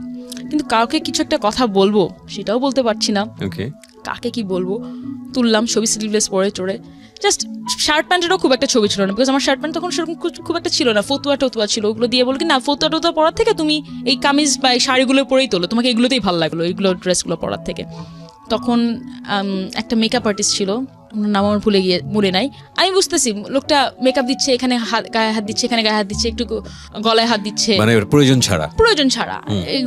এগুলো আমি এই কারণেই বলছি, আজকে যদি আপনার লিসেনার যদি শুনে থাকেন, এগুলো খুঁটিনাটি বিষয়গুলা, এগুলো ওভারকাম করেও যে অনেক জায়গায় আসা যায়। আমি একটা বই পড়ি, 7 Effective Things of Successful People, 7 cover, ওখানে দেয়া আছে যে কোনো কিছুকে ওইটাকে আপনি সেন্টার, আপনি যদি ধরেন এইটাকেই সেন্টার, এই লোকটা আমার একটু গলায় হাত দিছে, আমি আজকে মিডিয়ায় খারাপ পুরা, তাহলে কিন্তু আপনি ওখানে হেরে গেলেন। ইউ লুজ ইয়োরসেলফ, সিম্পল কথা। আপনার ওইটা থেকে ওভারকাম করে আপনার আরো বড় কিছু অ্যাচিভ করতে হবে। হয়তো আমার তখন সাহস ছিল, এই কারণে আমার ব্যাক করার কোনো ওয়ে ছিল না। আমি জানি ওখানে আরো খারাপ অবস্থা হবে আমার, যদি খুলনার দিকে। আমার আম্মা আমাকে লাইফে একবারই ছেলে দেখতে আসছিল ক্লাস 10-এ পড়ার সময়, বিকজ আম্মা এইটাও ট্রাই করছে মেয়েকে যদি বিয়ে দিয়ে দেওয়া যায়, কেন ওর বাসায় এত সমস্যা হচ্ছে। তো ছেলে কি হয়েছে পরবর্তীতে? দোয়া পড়তে বাড়ি থেকে না, ছেলে 2টা বোন আসছিল আমাকে দেখতে, খুলনার সেফ অ্যান্ড সেফ একটা জায়গা আছে ফুড কোর্টে, আমার বড় বোনের নাম কি, আমার নাম পিয়া, সো ওরা 2 বোন পিয়া আসছে দেখতে। ছেলে অস্ট্রেলিয়ায় থাকে, তখন তো খুব হিট ছিল যে ছেলে বিদেশি মানে বেস্ট জামাই, এখনো আছে তাই না? আচ্ছা, তো যখন আমাকে বললো, তো যাই হোক ছেলেটার নাম্বার আমাকে দিয়েছিল, বলে কি আমাকে ওর বোনরা এসে বললো, ছেলেটাও আসছিল, তখন ছেলেটা আমাকে ফোন নাম্বার দিল, কথা বললো, আমাকে ফোন দিয়েছিল। তো আমি বললাম কি দেখেন আমার বয়ফ্রেন্ড আছে, ডোন্ট কল মি এগেন। তখন আমার তো বয়ফ্রেন্ড ছিল ওই ছেলেটা, তো ওকে আমি বলে দিয়েছি, ওরা আর আমার দিকে আর ঘুরেই তাকায়নি আর কখনো। আর তো এরকম বেশ কিছু, মানে আমার আম্মা মোটামুটি সব ট্রাই করে শেষ। সো আপনি গল্পটা বলছিলেন এই কারণেই যে এই ছোট একটা ঘটনাকে কেন্দ্র করে ঠিক আছে আমি করবো না মডেলিং, বাসায় ফিরে যাবো, সে রাস্তাটা ছিল না। হ্যাঁ, যে ওইটাও ছিল না আমার। যাই হোক, অপূর্ব যখন ফটোশুট করলো, ফটোশুট করার পরে ইন দ্য মিন টাইম আমি চেষ্টা করছিলাম, তখন রেজাল্ট দেয়নি কিন্তু আমার সেকেন্ড পরীক্ষার রেজাল্ট দেয়নি আমাকে, 1 বছর পরে যেটা দিলেন, 1 বছর পরে তখনও রেজাল্ট দেয়নি। তারপরও চেষ্টা করছিলাম যে ঢাকায় যদি পাশ করে যায়, ঢাকায় কোন কলেজে পড়বো না পড়বো চেষ্টা করার জন্য। ছবি করলো কি তখন লাক্সে আমার না ছবি দিল, আর সবাই কিন্তু জানেন আমি লাক্সে একটা টাইমে ছিলাম। লাক্সে ছবি দিল, লাক্সে থাকার পরে এইদিকে আমি জানি না হয়তো বা শুনলে আজকে দেখো আমার খুব ভালো ফ্রেন্ডশিপ, খুবই ভালো ফ্রেন্ডশিপ, বাট ও আমাকে খুব জ্বালাইছে, মাইন্ড করো না প্লিজ, বিকজ ও দেখছে কি ইয়াং একটা মেয়ে প্রেম করবে, বাট আমার প্রেম করার কোনো মন মানসিকতা ছিল না। আর আমাকে বলতো যে তুমি খুবই স্নবিশ একটা মেয়ে। দেখো আমি স্নবিশ না, আমি খুব সেলফ রেসপেক্ট আলা একটা মেয়ে, আর আমি জানি আর বউ ছিল, বাচ্চা ছিল, মানে ডিভোর্স বা সেপারেটেড কিছু একটা তখন ছিল। বাট আমি পছন্দ করলে মানে হয় না, আমি পছন্দ কখনো করিনি, সো ওর সাথে আমার কখনো কিছু হয়নি। তো ওর সাথে আমার এটা নিয়ে অনেক গ্যাঞ্জাম লাগতো। অন্য কোনো কাজ করতে গেলে বলতো কেন তুমি এই কাজ করবা, তোমাকে আমি নিয়ে আসছি, এটা করছি, আজকে না তুমি আমাকে নিয়ে আসছো, অধিকার চর্চা করতো। হ্যাঁ, আমি কিন্তু তখন সবাইকে আপনি করে বলতাম, আমাকে জোর করতো তুমি আমাকে তুমি করে বলো, আচ্ছা ঠিক আছে তুমি করে। তখন বলতে বলতে সবাই যারা আপনি করে অভ্যস্ত তারা কিন্তু একবারে তুমি করে বলতে পারবে। যাই হোক, ও ভাবতো কি কিছু একটা হবে, ওটা হয়নি, মাইন্ড করবে, বাট কিছু করার নাই, আমি সিক্রেট বলতে আসছি, সিক্রেট বলতেছি। সো লাক্সে নাম দিল, লাক্সে গেলাম, তো ওকে বলছিল যে তুমি লাক্সে আসলেই আমার কাছ থেকে সবাই দূরে সরে যায়, মানে কি তার মানে তুমি আরো কোনগুলোর সাথে প্রেম করছো, সবাই তোমার সাথে দূরে চলে গেছে। আমি হাসতে হাসতে এরকম করে বলছিলাম। ইন দ্য মিন ওয়াইল আমার কিন্তু আমার বয়ফ্রেন্ডের সাথে আমার ব্রেকআপ হয়ে গেছে, বিকজ ও আমাকে ফোন করে করে আমি সুইসাইড করবো, করেন সুইসাইড করেন, সমস্যা নাই, করলে আমাকে বলেন যে সুইসাইড করছেন, করেন, আমাকে এরকম করে ভয় টয় দেখাতো। বাট আমার একটা খুব ভালো জিনিস আমি বলবো, আমি যেখান থেকে মুখ ফিরে আসছি আমি সেটা কখনো আমি একেবারে তাকাই না, কথা বলি, প্রত্যেকের সাথে কথা বলি। আমাদের খুব বড় জয়েন্ট ফ্যামিলি, অনেক বড়। কেউ আমার সাথে কথা বলতো না, যারা বিদেশে থাকতো তারা তো কথা বলতোই না। তো এখন সবার সাথে সেলফি দিই, সবাই বিদেশ থেকে আসে, আমিও বিদেশে যাই, সবার সাথে কথা বলি, বাট ওইটা আগের মতো নাই। বিকজ আমার ভিতরে আমি জানি না কি ভাই আপনি আজকে কি মনে হচ্ছে, আমি আপনাকে সবই বলছি যে অপরাধ করেছি কিনা। আমার মনে হয় আমি কোনো অপরাধ করিনি এখন পর্যন্ত, যতক্ষণ আপনাকে স্টেপগুলো বললাম আমি, বিকজ আমার মনে হয়েছে ওই পরিস্থিতিতে আমি একটা ছেলেকে পছন্দ করতেই পারি, একটা সম্পর্ক হতেই পারে একটা মানুষের সাথে, তাই না? আমি যদি আজকে বলি, আমি যদি ওর সাথে সম্পর্ক করতাম যার বউ বাচ্চা আছে, সেটা অন্যায় আমি বলবো, কারণ আমি একটা ফ্যামিলি নষ্ট করে করছি। একটা ইয়াং ছেলে আমার থেকে 1 বছরের বড়, তার সাথে প্রেম করে আমি কোনো একেবারে সমাজকে নষ্ট করে দিইনি। তো ওখান থেকে এসে আমি কলেজে ভর্তি হলাম, বাই দ্য ওয়ে আমার রেজাল্ট দিল, A+ পেলাম, যেটা বললাম, ভর্তি হলাম, মাইলস্টোন কলেজে ভর্তি হলাম। আরেক স্ট্রাগল শুরু হলো, এত টাকা কোত্থেকে আসবে, বিকজ মাইলস্টোন প্রিটি এক্সপেন্সিভ, কোথায় ভর্তি হব, কোথায় কি করব না করব, কলেজের হোস্টেলের ব্যাপার অনেক কিছু আছে, কোথায় থাকবো, চাচা ফুফুদের বাসাতে থাকা যাবে না। ও আচ্ছা, যখন আমি মিনওয়াইল আমার কিন্তু মডেলিংও চলছে, আচ্ছা, টুকটাক করে আমি যখন রুমিং এর জন্য মাঝে মাঝে যেতাম, আমার ছোট চাচা হচ্ছে আর্মিতে, ব্রিগেডিয়ার জেনারেল, সে চলে আসছে তখন স্টুডিওতে, আমাকে ওখান থেকে নিয়ে খুলনায় পাঠিয়ে দেবে। সে এক গেট দিয়ে ঢুকছে, আমি পেছনের গেট দিয়ে বের হয়ে গেছি, যে না আমি তো যাবো না। এই লোকগুলা যখন দেখছে, খুবই ভালো একটা মানুষ, আর্মিতে আছে, সেন্সিবল একটা মানুষ, সে যখন দেখছে আমি ঢাকায় চলে আসছি, সে আমাকে রেস্কিউ করার জন্য ঢাকা থেকে নিয়ে যে আমাকে উদ্ধার করে খুলনায় পাঠিয়ে দেবে, বাট সে যখন এটাও তো জানতো সে আমার পুরো ফ্যামিলি আমার সাথে মিসবিহেভ করতো, তখন তো সে কোনো কথা বলেনি। আমি এইটাই বোঝানোর চেষ্টা করছি, একটা মানুষকে, যেটা আমার হেডমিস্ট্রেসের বেলায় আমি বলছিলাম, যে একটা মানুষকে যখন কোন জায়গা থেকে উদ্ধার করা হবে সেটা না ইয়ে করে, আপাত দৃষ্টিতে যেটা আমরা নোংরা মনে করি, খারাপ মনে করি, মডেলিং করলেই মেয়ে খারাপ হয়ে যাবে, ইনস্ট্যান্টলি ডিসিশন আপনি নিয়ে নিলেন। বাট ওখানে থেকে, খুলনায় থেকে একটা মেয়ে, আমি সুইসাইড করতে যাচ্ছি, আমার ফ্যামিলি আমার সাথে খারাপ বিহেভ করছে, ওইটার এগেইনস্টে আপনি কিছু বলেন। আপনি আমার বাবা মাকে বুঝাতে পারতেন, আপনি আমার ফ্যামিলিকে বুঝাতে পারতেন ওর সাথে ভালো বিহেভ করো, সেটা তো আপনি করেননি, ভালো হিসেবে করেননি, নাহলে আমার আজকে খুলনায় থাকার লাগতো, একদিন হয়তো বা কোনো একটা ব্যাংকারকে বিয়ে করে বসে থাকতাম, 3টা বাচ্চা থাকতো। উইথ ডিউ রেসপেক্ট ফর ব্যাংকার, আমি কোনো ছোট করতে চাচ্ছি না, আমার জামাইও কিন্তু জবই করে, আমার জামাইও জব করে, আমি ব্যাংকার এই কারণে বলছি, আমি আপনাদের কমপ্লিমেন্ট দিচ্ছি, বিকজ তারা ভাবতো কি যে না, আমার ফ্যামিলি এখনো কিছু ফ্যামিলির মেম্বাররা মনে করে 9 to 5 যারা জব করে তারাই বেস্ট। আপনাদের এটার জন্য একটা কমপ্লিমেন্ট, বিকজ তারা ভাবে যে খুব বড় লোকের ছেলেরা খারাপ, বিজনেস যারা করে তারাও মোটামুটি ভালো না, বেশি বড় লোকদের কাছে তো বিয়ে দেওয়া যাবেই না, মেয়ে ধ্বংস হয়ে যাবে, কিন্তু যারা মোটামুটি ব্যাংকার একটা বিয়ে করে একটা বাড়ি করতে পারবে তারাই হচ্ছে মেয়ের জন্য সুপাত্র। সো ওরকম একটা সুপাত্র দেখে আমাকে বিয়ে দিয়ে দেওয়া হতো, আমি এটা বলতে চাচ্ছি। সোসাইটির পারসেপশন, সোসাইটির পারসেপশন, সেটাই। আপনি এক দরজাতে বের হয়ে গেলেন, এক দরজা থেকে বের হয়ে গেলাম, তখন কলেজেও পড়ি, এদিকে কিন্তু কলেজে পড়ি, তখন সে কি হবে না হবে তাও কিন্তু ভাবে নেই, যে কলেজ থেকে নিয়ে আসা লাগবে, এদিকে স্ট্রাগল চলছে আমার আম্মার, আম্মা, আমার মনে আছে আমার আম্মা কিছু তার পুরানো গয়না বিক্রি করে দিল, বিকজ কলেজে অ্যাট এ টাইম ভর্তি হতে একটু টাকা বেশি দেওয়া লাগে একসাথে। তখন আমি চিন্তা করলাম, আমার সেদিন খুব খারাপ লেগেছে, আমার আম্মা আমার জন্য গয়না বিক্রি করে দিল, বিকজ আমার আব্বা তো কোনো টাকা দেবে না। মডেলিং টুকটাক করে স্টার্ট করা শুরু করলাম, কিন্তু তখন টাকা পাওয়া তো দূরে থাক, আপনার যে যাতায়াত খরচটাও আপনার। কোনো প্রথম মডেলিং এ করলে কোনো টাকাই নাই। কোথায় আসলো প্রথম ছবিটা, কোথায় আসলো বা কোথায় কাজ করলেন? পুরোখানে ম্যাক্সিমাম কাজ আমাকে বই দিত। কিন্তু থাকে না মানে কোনো প্রোডাক্টের মডেলিং করা? হ্যাঁ, এবি ফ্যাশন। এবি ফ্যাশনটা ফার্স্ট। এবি ফ্যাশন বাবুল ভাই হচ্ছে এবি ফ্যাশনের উদ্যোক্তা। বাবুল ভাইয়ের সাথে আমার এখনো পরিচয় আছে, আমি এখনো বলি বাবুল ভাই এবি ফ্যাশন দিয়ে কিন্তু আমার কাজ শুরু। আমি কক্সবাজারে একবার কাজ করতে গেছি, আমার খুব খুশি ছিল, আমি আমার আম্মুকে নিয়ে গিয়েছিলাম। নর্মালি আমার আম্মাকে আমি নিয়ে যেতাম না কোনো খুব একটা জায়গায়, কিন্তু কক্সবাজার যেহেতু ঢাকার বাইরে যাব, আম্মুকে চিন্তা করলাম আম্মু তুমি চলো আমার সাথে, বিকজ আম্মুকে নিয়ে আমার ভয় লাগতো সত্যি কথা তখন ওই টাইমটাতে। প্রিয় শ্রোতা, যে নামটা আমরা এখানে মেনশন করেছি, he is a very renowned photographer. এই নামটা এখানে আমরা মিউট শব্দ ব্যবহার করছি, but it's a fact of পিয়াস লাইফ। হ্যাঁ, ওকে, রাইট। সো মাইলস্টোনে যখন পড়তাম, মাইলস্টোনে আরেকটা সমস্যা হতো, মাইলস্টোনে আমাদের নূর নবী স্যার ছিল আমাদের প্রিন্সিপাল, খুবই কড়া, এবং প্রত্যেকটা টিচার খুব কড়া ছিল। সে একদিন না আসলে আমি যে কিরকম টাইম পার করেছি আমি আপনাকে বোঝাতে পারবো না। আমার থেকে ব্যাড টাইমে গিয়েছে আমার মা, আমার আম্মাকে ডাক দিত। একদিন না আসলে আমার আম্মা অল দা ওয়ে খুলনা থেকে ঢাকা আসতো দেখা করতে। তখন তো বাসেই আসতো, এত তো টাকা ছিল না যে ফ্লাই করে আসতো। আমার ছোট ভাই ছিল, ভাইকে মাঝে মাঝে রেখে আসা লাগতো, খুব ঝামেলা হতো। একদিন আসলে, আর আমার যেহেতু খুলনা থেকে জাস্ট ঢাকায় আসছি, পলিউশন অ্যান্ড অল, আমি একটু কিছুদিন হলে সিক হয়ে যেতাম, এত লো প্রেশার ছিল, আমি কয়েকবার আমি সেন্সলেস হয়ে গেছি এরকম। তো তখন আমার প্রথমে আমি ভর্তি হই হচ্ছে আর বনানীতে একটা হোস্টেলে। দেখলাম কি বনানী থেকে উত্তরা যেতে খুব কষ্ট হয়ে যেত, তখন উত্তরাতে একটা হোস্টেলে ভর্তি হই, এবং ওই হোস্টেলে কোনো একটা মাদ্রাসার একটা হোস্টেলের টাইপের ছিল। যেই দিন ভর্তি হই পরের দিনই আমি ফতুয়া প্যান্ট আর একটা ওড়না পরে আমি বের হয়েছি। সেই দিনই আম্মা মানে ভর্তি করে দিয়ে চলে গেল, সকাল থেকে আমাকে ভর্তি করে দিয়ে দুপুরবেলা থেকে সে দুপুরবেলা চলে গেল, রাত্রে পৌঁছালো। রাত্রেবেলা পৌঁছানোর পরে সাপোজ সে 11টায় পৌঁছাইছে, 11:30-11টার দিকে আবার সে কল পাইছে, আপনার মেয়ে এখানে থেকে আমরা রাখতে পারবো না, আপনার মেয়েকে নিয়ে চলে যান। আমার আম্মা ওই 11টার সময় পৌঁছে 12টার দিকে আবার বাসে করে আসলো। ওই দিনই আমার খালার দূর সম্পর্কে একটা আত্মীয়র বাসায় পেইং গেস্ট হিসাবে থাকা আমি শুরু করলাম তখন থেকে। আরও কিছু সমস্যা দিতে পড়তাম, যে যখন কলেজে ভর্তি হলাম তখন আমাদের একটা টিচার ছিল, ক্লাস টিচার টাইপের, যে সব কিছু দেখতো। আমি জানি না লাইফে কত সমস্যার মধ্যে একটা মেয়ের যেতে হয়। সেই মহিলা কোনো একটা কারণে আমাকে জেলাস করতো বা কিছু একটা করতো, কিছু হলে আমার সাথে উল্টাপাল্টা বিহেভ করতো, এবং সে আমাকে এরকমও বলতো যে তুমি কিন্তু আমার সাথে এরকম করলে, তুমি যেহেতু তোমার এত তেজ, মানে আমার রাগে ফুলতাম, কথা তো বলতে পারতাম না, ওনার সাথে তো আর কথা ঝগড়া করতে পারবো না, আমি তো জানি টিসি দিয়ে বের করে দেবে স্কুল থেকে, কলেজ থেকে। তখন আমাকে বলতো কি তোমাকে কিন্তু আমি এইচএসসি পরীক্ষায় বসতে দেবো না, একটু নোমি, এরকম করে আমাকে থ্রেট দিত।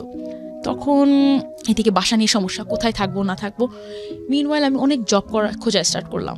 যাই হোক, আমার আব্বার কিছু কাজে আসছে, অ্যাবোট ফটোশপের একটা কাজ করা শুরু করলাম একটা জার্মান কোম্পানিতে। ওদের গার্মেন্টস ছিল, গার্মেন্টসের ওদের কাপড়ের ছবিগুলো তুলতো, ওগুলো আমার ক্রপ করে সুন্দর করে নিয়ে একটু কালার কারেকশন করে রাখা লাগতো। এরকম একটা পার্ট টাইম একটা জব করলাম। পর দেখলাম দ্যাটস নট সাফিসিয়েন্ট, 4,000-5,000 টাকা দিত, যে এসে সময় হতো না। তারপরে চিন্তা করলাম ব্যাটের, ব্রিটিশ আমেরিকান টোব্যাকোর জন্য একটা কাজ করব ব্র্যান্ড অ্যাডমায়ার হিসাবে। বিভিন্ন রেস্টুরেন্টে যে আমার যারা সিগারেট খায় তাদের সাথে কথা বলা লাগবে, তাদের ইন্টারেস্ট কি না কি। তখন আমাকে প্রথম আইপ্যাড একটা দিল হাতে, তখন আইপ্যাড সেরকম আসেনি। তখন আইপ্যাড এই যে মানে ব্যাটের মতো বড় বড় কোম্পানিরা নিয়ে আসছে, যে আপনি এগুলোতে টিক দিয়ে মানে খুবই স্যুট পরে যাবেন। আমার মনে আছে আমাকে 15,000 টাকা করে দিত তখন। তো আমি আম্মুকে বললাম, আম্মু এখন আমার আর পড়তে সমস্যা হবে না, আমি বা পেইং গেস্ট। আপনি ব্রিটিশ আমেরিকান টোবাকোতে সেই সময়টাতে জব করছেন। তো এই জবটা কিভাবে পেয়েছি এটাও বলি। তো আমি যখন টুকটাক মডেলিং করা স্টার্ট করেছি, তখন আরেকটা মডেল তখন ওর সাথে সে পড়তো, একটা ভাইয়া ছিল খুবই ভালো একটা ফ্যামিলি থেকে। তো ও আমাকে বললো, আমাকে না, ও বেশ কিছু মডেলদেরকে অ্যাপ্রোচ করলো যে এরকম ব্রিটিশ আমেরিকান টোবাকো ভালো একটা করছে, সপ্তাহে 3 দিন ওরা তোমাকে বাসা থেকে গাড়ি দিয়ে নিয়ে যাবে, গাড়ি দিয়ে নিয়ে আসবে, কিন্তু এরকম করে তোমার কাজ করা লাগবে। সো অ্যাজ ইউজুয়াল তখন তো আমি কিন্তু ফার্স্ট ইয়ারে পড়ি, জাস্ট ফার্স্ট ইয়ারে ভর্তি হলাম, ইন্টার ফার্স্ট ইয়ারে। প্রত্যেকটা মডেল রিজেক্ট করে দিল, বলি না আমরা যে বিভিন্ন রেস্টুরেন্টে যে মানুষের সাথে কথা বলবো প্রশ্নই ওঠে না। তো আমি ওটাকে একটা জব হিসাবে নিলাম। এটা কিন্তু একটা শাইনেস কাজ করে, কিন্তু আপনার একটা স্ট্রেঞ্জারকে যে আপনার অ্যাপ্রোচ করা লাগছে, অবশ্যই শাইনেস, এবং একটা মেয়ের পক্ষে আমাদের সোসাইটিতে আরো ডিফিকাল্ট। হ্যাঁ, আরো ডিফিকাল্ট। আর যারা একটু মডেল, দেখা যায় তারা একটু স্নবিশ হয়, একটু না আমি কেন একটা ছেলের সাথে যে কথা বলবো, তো প্রত্যেকে রিজেক্ট করে দিল এক্সেপ্ট মি। আমি বললাম কি না, আমার জন্য অ্যাটলিস্ট একটা জব তো পাচ্ছি, আর ব্রিটিশ আমেরিকান টোব্যাকো একটা ভালো কোম্পানি, কি হবে করলে, কিছুই তো হবে না। অ্যাটলিস্ট আমার আম্মাকে আমি মানে আমার জন্য ইজি হয়ে যাবে কাজ করা, পড়ালেখা করা। তখন আমি খুব লজ্জা লাগতো, আমার মনে আছে আমার খুব লজ্জা লাগতো, বিকজ আমি নিজে স্মোক করি না। তো তখন তো মানে প্রশ্নই ওঠে না।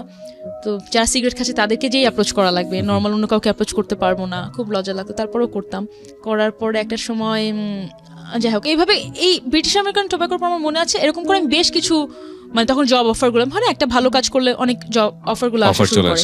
তো আপনি যেটা বলছিলেন কোনো নেগেটিভ বাজে প্রপোজাল আমি কখনোই পাইনি, বিকজ আমাকে বাসা থেকে নিয়ে যেত একটা গাড়ি, একটা জাস্ট কর্পোরেট একটা অ্যাম্বিয়েন্স ছিল। আমি ওখানে যেতাম, ওখান থেকে আবার আমার থেকে আমাদের একটা সুপারভাইজার ছিল। তো বাজে কখনো কিছু আমি পাইনি। এবার আসছি যখন মডেলিং, আমি মেইন টার্মে আমি যখন মডেলিং কাজ করা স্টার্ট করি, তো আমি যখন আসি তখন হ্যাঁ অফকোর্স অনেক জায়গা থেকে অনেক উল্টাপাল্টা প্রপোজাল পেয়েছি, কিন্তু সবচেয়ে বড় কথা বলি, কেউ মিডিয়া থেকে বিলং করে না। এরা হচ্ছে প্রত্যেকে কিছু ভায়া থার্ড পার্সন, যারা কোনো একটা ডিরেক্টরকে চেনে, বলে কি যে আমি আপনাদেরকে নতুন একটা মেয়ে এনে দেবো, খুব সুন্দর একটা মেয়ে, ওকে দিয়ে আপনি অভিনয় করাতে পারেন। এরা অ্যাডভান্টেজগুলো নেওয়ার চেষ্টা করে। এরা তখন নোংরা প্রপোজাল দেওয়া স্টার্ট শুরু করলো। আমার মনে আছে আমি যখন একটা শো করতে যাই চিটাগাংয়ে, ফ্যাশন শো, ওই টাইমটাতেই, তখন একটা খুব বড় একটা কোনো একটা হোটেলে চিটাগাংয়ের একটা ফ্যাশন শো হচ্ছে, কোনো একটা আমরা সব মডেলায় সবাই গিয়েছিলাম। তো আমি লিফট থেকে কোনো একটা কারণে নিচে থেকে উপরে উঠছিলাম, শো এর ইয়েতে যাবো, সব মডেল মনে চলে গেছে, আমি মনে হয় লাস্ট পার্সন লিফটের mধ্যে ঢুকছি। তখন একটা লোক দেখলাম কি ঢুকলো। ওকে, অ্যাজ ইউজুয়াল মেকআপ টেকআপ করে আসছি, বিকজ আমার মেকআপ করে আমরা জাস্ট এখন ভ্যানুতে আসছি। তখন একটা লোক আমাকে দেখে খুব হাসছে। আমার বয়স কিন্তু তখনও 16 বা 17, জাস্ট 17 হয়তো বা হবে, এরকম 17তে পা দিয়েছি। বুঝি না তখন ভালো করে যে একটা চোখের দৃষ্টি কতখানি খারাপ হতে পারে মানুষের। লোকটা করলো কি, আমাকে বললো কি আপনি কি মডেল? আমি আজকে হ্যাঁ, মানে তখন আমাকে কেউ মডেল হিসাবে বলছে, এটা যে কত বড় পাওয়া আপনি বুঝতে পারবেন না একটা মেয়ের জন্য।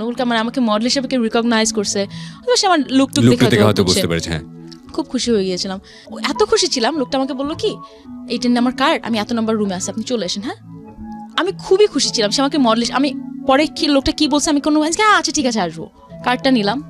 আমি আজকে শোটা শেষ করলাম, কি ভাই দেবে লোকটা আমাকে রুমে কেন যেতে বললো? এক্স্যাক্টলি, আপনি তখন চিন্তাই করেনি? আমি তখন চিন্তাই করিনি। আমি সেই দিন রাত্রে এত কাঁদছি যে জাস্ট বিকজ আমি মডেলিং এ আসলাম। এর আগে কিন্তু আমার এত নোংরা, হয়তো বা হ্যাঁ আমার বাবা গালি দিয়েছে, আমার একটা বয়ফ্রেন্ডের সাথে আমি থাকছি, বাট আমার এত নোংরা কথা শুনতে হয়নি কিন্তু কখনো। মানে he was treating me like a prostitute, এবং এটা সে ট্রিট করে না, পুরো সোসাইটিকে ট্রিট করে না, সোসাইটি এইভাবে ট্রিট করে। আমি এত কাঁদছিলাম, আমার মনে আছে। তারপর আস্তে আস্তে যখন বাজে অফার, নোংরা অফারগুলো কিছু কিছু ক্ষেত্রে পেতাম, গালি দিতাম।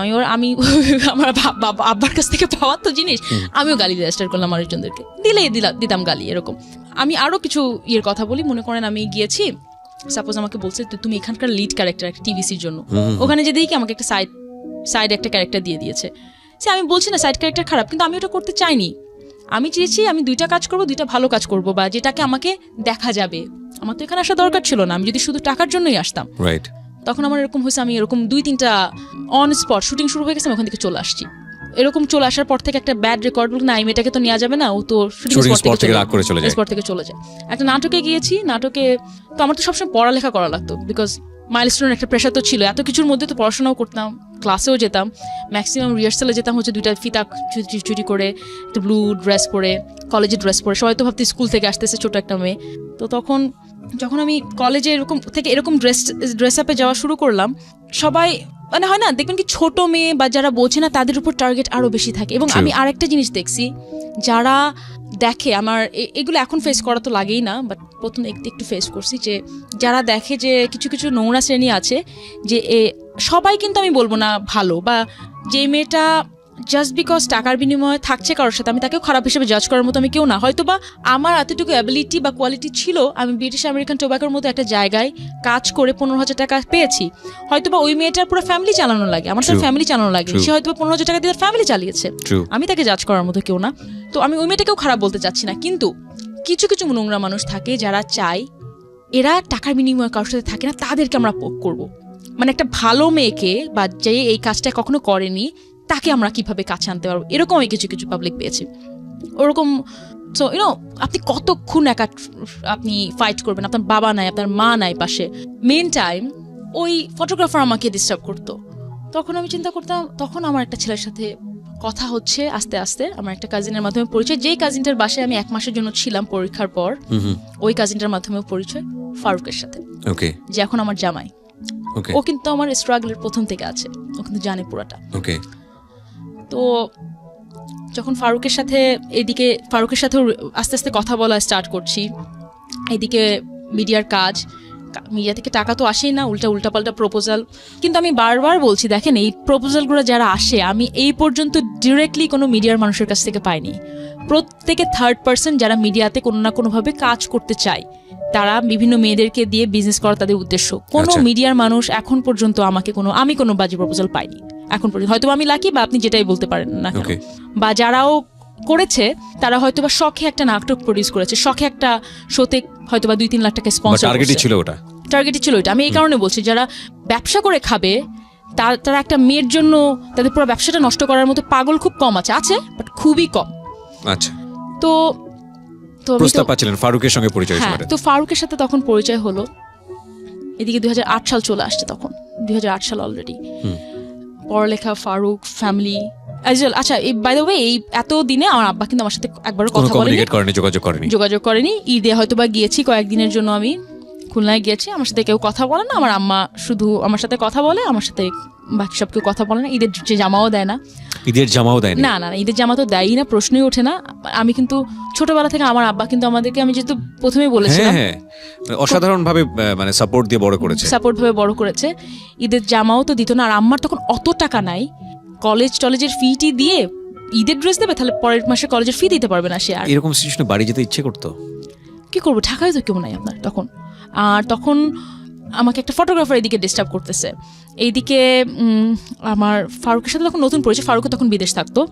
এদিকে উল্টাপাল্টা মাঝে মাঝে প্রপোজাল, মিডিয়াতে তো কাজও নাই সেরকম, আর কাজ থাকলেও ফ্রি কাজ। সো কি করবো আমি, পেইং গেস্ট হিসাবে একটা বাসায় আমি থাকতাম, তারাও চলে যাবে, আমার তো বাসায় যাওয়াই লাগবে, I don't have any option. বাসায় যখন যেতাম কেউ কথা বলতো না, সবাই সালাম করতো। আমি সালাম করতে লজ্জা পেত, সালাম করলে আমার সাথে কথা বলে না। আমি সালাম করলে জাস্ট অন্যদিকে তাকায় থাকবে বা এরকম কিছু একটা করতো সবার সাথে, যেটা হতো। আমার বড় বোন কথা বলতে পারে না, বাট অতিরিক্ত আমার থেকে মাথায় বুদ্ধি রাখে। সেও আমার আব্বা বা সবার মতো ওরকম ইয়েতে, সেও আমার সাথে খুব একটা কোনো কিছু না, except my mother. Every time I mentioned, আম্মা ছাড়া। পুরানো জামা পরে থাকতাম, একটা জামা পরে ঘুরে বেড়াতাম, মানে কিছু তো একটা করা লাগবে না। আমিও তো ছোট ছিলাম তখন। কয়েকদিন পর আবার চলে আসলাম কলেজে, আবার ফিরলাম, ব্যাক করার পরে এইদিকে আরও কিছু মেন্টাল প্রেশার, তখন একটু একটু করে মডেলিংয়ে কাজ করা স্টার্ট করলাম, র্যাম্পে কাজ করা স্টার্ট করলাম। র্যাম্পে কেন কাজ করা স্টার্ট করলাম, বিকজ র্যাম্প নিয়ে আমি তো বুঝতামও না, খুলনা থেকে এসে র্যাম্প কি জিনিস বা এরকম কিছু। লম্বা ছিলাম, নাটকের প্রপোজাল যারা দিত তারা দেখা যেত কি ম্যাক্সিমাম ওই থার্ড পার্টি এসে প্রত্যেকে নোংরা কথা বলতো, প্রত্যেকে থার্ড পার্টি, বিকজ আমি তো কাউকে চিনি না। একটা ভালো ডিরেক্টর, একটা প্রডিউসারের সাথে আমার পরিচয় হওয়ার কোনো কারণই নেই। আমি যদি স্পেসিফিকলি যাই আমাদের লিসনারদের বোঝার জন্য, অফারটা কিভাবে আসতো, মানে একদম একটা এক্সাম্পল দিয়ে যদি আপনি বুঝাই দেন। আমি আপনাকে বলি, মনে করেন আমাকে বলতো কি যে আপনি কাজ করবেন, আপনি একটা নাটক আছে কাজ করবেন। আমি বলি হ্যাঁ করবো। ও আচ্ছা ঠিক আছে, তাহলে তো আমাদের এরকম একটা যে প্রডিউসার বা যে ডিরেক্টর তার সাথে একটু থাকা লাগবে, আপনার আসেন। আপনি প্রথমে কিন্তু বুঝতামও না থাকা লাগবে মানুষটা মানেটা কি। থাকা লাগবে মনে করেন আপনি আমার সাথে আসবেন বা কিছু একটা করবেন, থাকা লাগবে মানেটা কি, এরকম করে কথা স্টার্ট করতো। পরের দিকে আমি বলতাম, পরের দিকে ঘাটতারা হয়ে গেলাম, কি থাকা লাগবে মানে কি বলেন, আপনি এক্সপ্লেন করেন, আপনার মুখ থেকে আমি শুনতে চাই, কি বলবেন। তখন গালিটা দিতাম। মানে মাঝে মাঝে হতো কি, যারা একটু স্মার্ট তারা বলতো যে না থাকা লাগবে মানে তো না, থাকা লাগবে মানে আপনি আসবেন, কথা বলবেন। যখন স্কেপ করতে আগে, যখন আপনি রেগে যাচ্ছেন, এই লোকটার সঙ্গে কি আদৌ প্রোডিউসারের কোনো যোগাযোগ আছে, নাকি উনি আসলে জাস্ট একটা মানে গল্প ফেলেছে? না, যোগাযোগ আছে। কিরকম যোগাযোগ আমি আপনাকে বলি। মনে করেন আজকে আপনার শোতে আপনি খুবই ফেমাস একটা মানুষ, আপনার এখানে ফেসবুকে ফলোয়ার অনেক, একটা লোক হয়তো বা এসে বললো একটা মেয়েকে, আপনাকে একটা চেনে, কোনো না কোনো ভাবে আপনাকে একটা লোক চেনে, আপনার বাসার পাশে থাকে, আপনিও তাকে চেনেন। আপনাকে এসে বললো ভাই আমি তো একটা মেয়ে আরজে পাইছি, একটা মেয়ে ভালো কথা বলতে পারে, আরজে মনে ভালো হতে পারবে। আপনি কিন্তু অবশ্যই তাকে বলবেন যে আচ্ছা ঠিক আছে আমার অফিসে নিয়ে আসো, দেখি যদি ভালো হয় তাহলে আমি হয়তো একটা জব দিতে পারি প্রথম। তখন লোকটা তখন মেয়েটাকে বলে এটাকে ক্যাপিটালাইজ করে ফেলে, এটাকে ক্যাপিটালাইজ করে ফেলে এরকম। ওই লোকটা কিন্তু আদেও রেডিও বা আপনার সাথে কোন ডিরেক্টলি কোনো লিংক নাই। বুঝতে পেরেছি আমি, হ্যাঁ। এইভাবে মানে ব্রোকার হিসেবে কাজ করে, লাইক দালাল হিসেবে কাজ করে, মাঝখানে হচ্ছে ফায়দাটা নেওয়ার চেষ্টা করে। ওকে। তখন আমি নাটকে র্যাম্পে যাওয়া স্টার্ট করলাম এই কারণে, বিকজ তখন আমাদের র্যাম্পে একটা এখনো কোরিওগ্রাফার আছে লুনা আপু।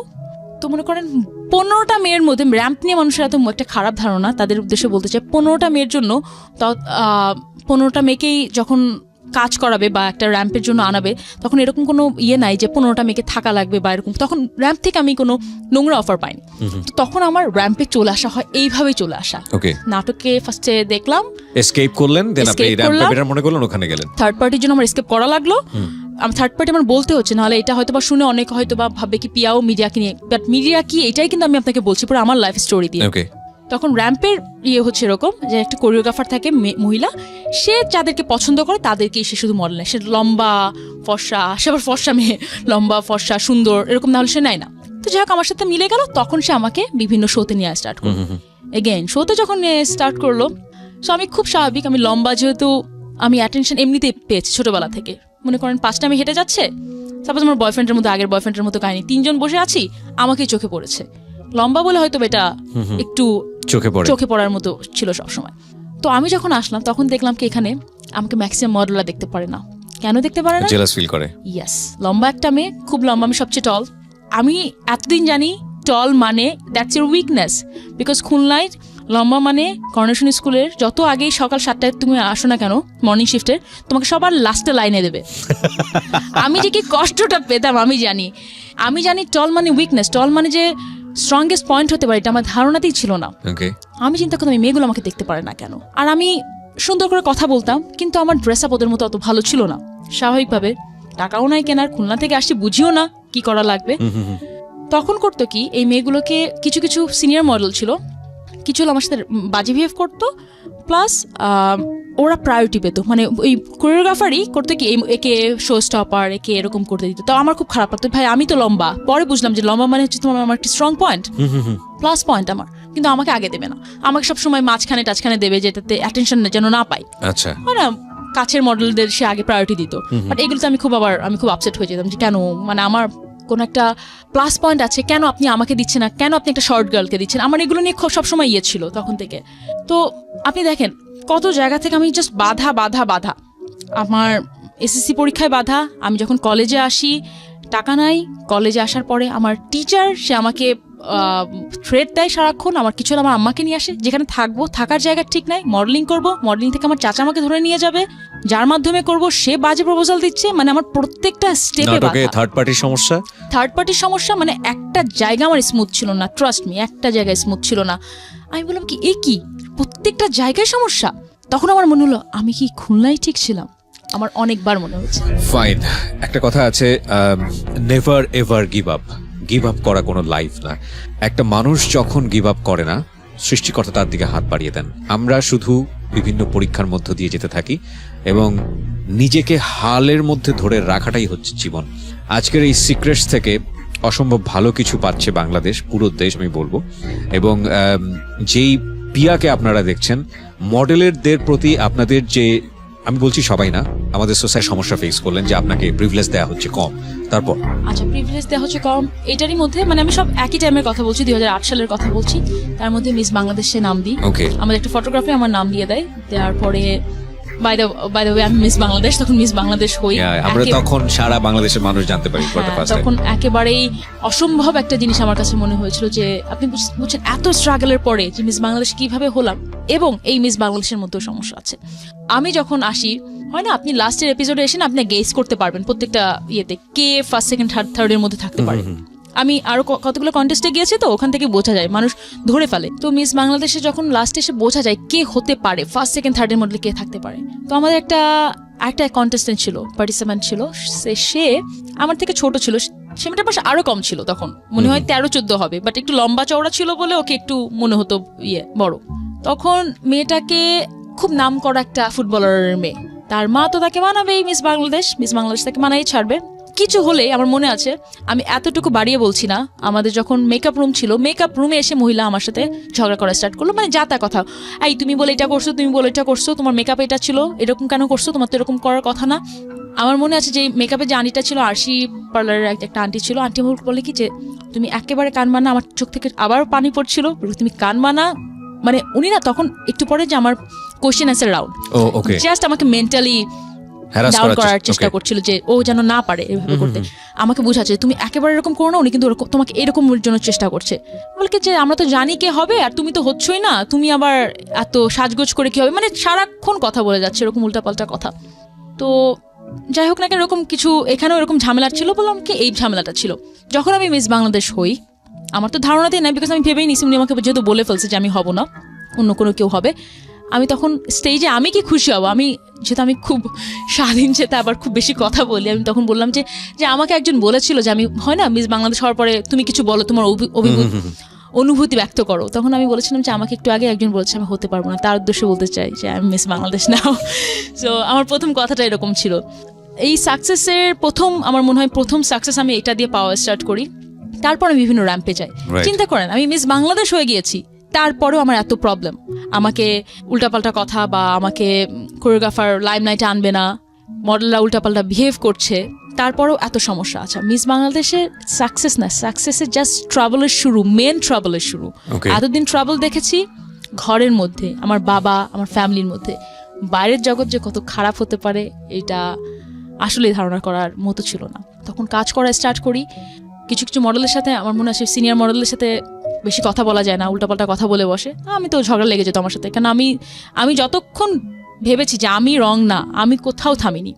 আমাকে যখন মনে হয়েছে যে আমার এই জায়গাটা করা উচিত হবে না, আমি নিজে সরে আসছি। আমার মনে আছে যখন আমি আরেকটু আমার পাস্টে যাই, যখন আমি এসএসসি পরীক্ষা ক্লাস 9-10-এ পড়ি, আমার একটা কাজিন ছিল, সে বাসা থেকে পালায় যায় একটা ছেলের সাথে, আমার সাথেই পড়তো, কিন্তু বাসা থেকে পালায় যায় একটা ছেলের সাথে। তখন আমাকে আমার বয়ফ্রেন্ডটা বলে চল আমরাও পালাই, যে আমার কাছে 1 লাখ টাকা আছে। আমি বললাম কি আমরা 1 লাখ টাকা নিয়ে কদিন থাকবো, তো তারপরে কি করবো? বলে তারপরটা পরে দেখা যাবে। বলে কি না, পরেরটা কি হবে, তাহলে আপনার কলেজ কি হবে, আমার কলেজ কি হবে? বলে কি না ওটা হয়ে যাবে। বলে না আমার তো এসএসসি পরীক্ষাও সামনে, তখন তো পড়তে পারবো না অনেকদিন। মানে আমি না ছোটবেলা থেকে তো প্র্যাকটিক্যাল, আমি পরেরটা চিন্তা করছি না। আচ্ছা ঠিক আছে পালানোর পরেরটা কি হবে, তখন আমি আর কিন্তু পালাইনি। কারণ আমার কথা হচ্ছে যখন আমি দেখেছি যে এটা প্র্যাকটিক্যালি আমার জন্য ঠিক হবে না, প্লাস আমার আব্বা আম্মা কী করবে, আব্বা আম্মার ঝামেলা হবে, বিকজ ওই ছেলেটা আমাকে এই কারণে বলছিল যে তোমার ফ্যামিলি থেকে তোমার এত প্রবলেম হচ্ছে, তুমি চলে আসো। আমি কি আপনার ফ্যামিলি তো মিন ওয়াইল, আমি আরেকটু একটা কথা মেনশন করি, এই ছেলেটার মা আমার বাসায় চলে আসে, আমার বাসায় এসে আমার আম্মাকে উল্টাপাল্টা অনেক কথা বলে যে আপনার মেয়ে এটা করে, এবং এই ছেলেটার মাকে আমার ফুপু ফোন করে আনাইছিল, ইচ্ছা করে যাতে আমার মাকে আরো বেশি হ্যারাস করা যায়। যাই হোক, কয়েক বছর আগে প্রথম আলোতে যখন আমার কি একটা ইন্টারভিউ যাচ্ছে, একান্ত সাক্ষাৎকার এরকম টাইপের কিছু একটা, তখন আমি I am a very straight forward girl, আমাকে বলেছে প্রথম প্রেম কোনটা, প্রথম সবকিছু এরকম নিয়ে কথা। তাই আমি বলেছিলাম প্রথম প্রেম ছিল এটা। তো তখন সেই দিন দেখার পর কতটুকু চেপেছিল, মানে আমার অনুষ্ঠানে বেশি নাকি ওখানে বেশি? না শুধু প্রথম মানে প্রথম ভালো লাগা কি, প্রথম র্যাম্প কি, প্রথম কাজ কি। ওকে, বুঝতে পেরেছি। সো ওখানে ডেসক্রিপটিভ হওয়ার কোনো সুযোগ ছিল না? ডেসক্রিপশন তো প্রশ্নে ওঠে না। আজকে যাই হোক হয়ে গেল। ওকে, ছেলেটার মা আমাকে ফোন দিয়েছিল সেদিন, শি ওয়াজ ভেরি হ্যাপি যে তার ছেলেকে নিয়ে কথা হচ্ছে, প্রথম আলোর মতো পেপারে আসছে এরকম একটা। পিয়া, তখন আমার বিয়ে হয়ে গেছে অলরেডি, আমাকে বলছে পিয়া তুমি এরকম মিমোর কথা বলছো দেখলাম। বাই দ্য ওয়ে, ছেলেটা কিন্তু আমাকে এখনো মাঝে মাঝে কল দেয়। আচ্ছা, এখন পর্যন্ত মাঝে মাঝে কল দেয়, হঠাৎ করে মনে করেন 6 মাস বা 1 বছর পর হঠাৎ করে 2বার কল দেবে। First love. এখন পর্যন্ত বেচারার সেরা মিস্টেক ছিল অন্য মেয়েদের সাথে দেখা করা। এখন পর্যন্ত আমি শুনলাম ও পড়ালেখাও কিন্তু কন্টিনিউ করেনি ছেলেটার। Okay, by the way I am lawyer now. আমরা সেটা জানি। হ্যাঁ, সো ছেলেটার মা যখন আমাকে বলে, আমি শুধু চিন্তা করছি না আমার আম্মাকে এই মহিলা আমার বাসায় এসে কি অপমানটাই না করছে। আম্মু আমাকে বলে তুমি আমার নাম্বার দাও, আমি মহিলাকে আমি কথা শোনাবো। আমি বলি না আম্মা, cool down, you are the ultimate successful woman, তোমার মেয়ে আজকে তুমি যা যা চাইছো হয়ে গেছে। বাই দ্য ওয়ে, আমি যদি আরেকটু সামনের দিকে আগাতে চাই যে জায়গাটা থেকে, কারণ ভোগ ম্যাগাজিনে আসার আগ পর্যন্ত আরও বেশ কয়েকটা সাকসেস আছে আমরা যেটা জানি, যে আপনি র্যাম্পেও একটা সময় খুব ভালো করলেন, এবং তারপরের স্টেপগুলো আসলে কি আপনার মুখ থেকে একটু শুনি। আমি এটা একবার বলে যাই, আমার সাকসেস বেশ কিছু আছে। মিস বাংলাদেশ হই, টপ মডেল অফ দ্য ওয়ার্ল্ডে যাই ইজিপ্টে, মিস ইন্ডিয়ান প্রিন্স ইন্টারন্যাশনাল হই রাইট, বম্বেতে। ওই সময়টাতে একটা ছবি নিয়ে মোটামুটি শোরগোল পড়ে গিয়েছিল সারা Yes, দেশে, ওইটা নিয়ে আসবো আমি, ভেরি ডেসপারেট একটা পিকচার, এবং Yes. রাইট ওইটা নিয়ে আমার মনে হয় আপনার খোলামেলা কথাই বলা ওইটা উচিত। নিয়ে আমি কথা বলবো। আমি জাস্ট 2008 পর্যন্ত আছি তো, ওকে ওকে ওইটা হচ্ছে 2013-র কথা। রাইট, সো 2008-এ যখন এরকম সমস্যা হলো, এরকম অনেক সমস্যা হওয়ার পরে মিস বাংলাদেশও হয়ে যায়। 2009-এ এরকম স্ট্রাগলের মধ্যে দিয়ে চলতে আছে 9-এ। তারপরে 9-এর দিকে তখন আমার ফারুকের সাথে খুব ভালো ওকে রিলেশন। তখন কোনো একটা লোক, কোনো একটা খুবই পাওয়ারফুল লোক কোথায় আমাকে দেখছে আমি জানি না, ফোন দেওয়া স্টার্ট করলো। কোথায় যায় না যায়, আমার 2বার দেখা হয়েছে এগেইন কাজের কথা বলে, আমি আপনাকে একটা জব দেবো, আপনি জবের জন্য আমার অফিসে আসেন। খুবই পাওয়ারফুল লোক, মানে আমি নাম তো বলতেই পারবো না, বাট খুবই পাওয়ারফুল লোক। সো সেই লোক আমি যেখানেই যাই বলে কি যে আপনি তো এখানে আছেন, মানে আমি জানি আমার কন্টিনিউসলি আমার আশেপাশে লোকজন ঘোরাফেরা করছে, আমি বুঝতে পারি। দেখা না করতে চলে বলো কি যে আপনার বয়ফ্রেন্ড আছে না, তাকে কিন্তু দেখে নেবো। আবার ভয় পেয়ে গেলাম, আচ্ছা ঠিক আছে কি সমস্যা, আমার বয়ফ্রেন্ডের ক্ষতি করবেন মানে। দেখা করলাম আবার। তো কিছু আপনারা কেউ একটা মুভি দেখছেন ডার, শাহরুখ খানের? ঠিক আমার ডার দেখলে ওই মুভিটার মানে আমি লোকটার কথা হলে আমার এইটা মনে পড়ে, ভিলেন ক্যারেক্টারে ছিল। হ্যাঁ, এত অবসেসড হয় না, উল্টাপাল্টা কিছু না, কিন্তু এরকমও না যে আমাকে উল্টাপাল্টা কোনো কিছু করার জন্য ডাকতেছে। সে জাস্ট আমার সাথে কথা বলবে, পরে এসে বলে কি আমাকে বিয়ে করবে, একটা ম্যারিড লোক, বলে কি যে আমার প্রথম বউ থাকবে, আপনিও থাকবেন, কি হবে। মানে আমি আরো বলি, তার ওয়াইফও আমাকে ফোন করে, বলে কি যে না আমরা 2জন একই সাথে থাকবো, সমস্যা কি, কোনো সমস্যা হবে না। তার বউ আমাকে ফোন ক্রেজি হয়ে গেছে সে, বিকজ তার বউ হয়তো ভাবছে তার বউকে দিয়ে বলালে হয়তো আমি মানবো, এবং তার বউ বাধ্য হয়েছে, মানে বউ বাধ্য হয়েছে, বউ আমাকে ফোন করতে বাধ্য হয়েছিল। তখন এইটা আমি খুব ইজিলি 30 সেকেন্ডে বলে দিলাম, but It's a long story. not that easy. Yeah, আমি বুঝতে পেরেছি, it's a long story. আমি একা একটা মেয়ে ঢাকায় থাকতাম, একটা জায়গায় থাকতাম, সেখানে যদি সারাক্ষণ মানুষ ফলো করে, সেই বাসায় থাকতাম, সেই বাসার মহিলারাও ভয় পেত যে কি হচ্ছে পিয়া, তোমার সাথে কে দেখা করতে আসতেছে, এই বাসার বাইরে এত গাড়িকে, এটাকে। সো যাই হোক, আমরা একটা কাজ করি, নামটা ফ্ল্যাশ করে দিই এবং এটা একটা $1 মিলিয়ন এপিসোড হয়ে যায়। না আমি এই কথাটা এই কারণেই বলেছি যে আমরা সিক্রেটস কিংবা জীবন গল্প অনুষ্ঠানে সবসময় এই ডিসক্লেইমারটা দিই। আমাদের এই অনুষ্ঠানগুলো কাউকে হেয় করার জন্য না, একদম উইথ ডিউ রেসপেক্ট এভরিবডি।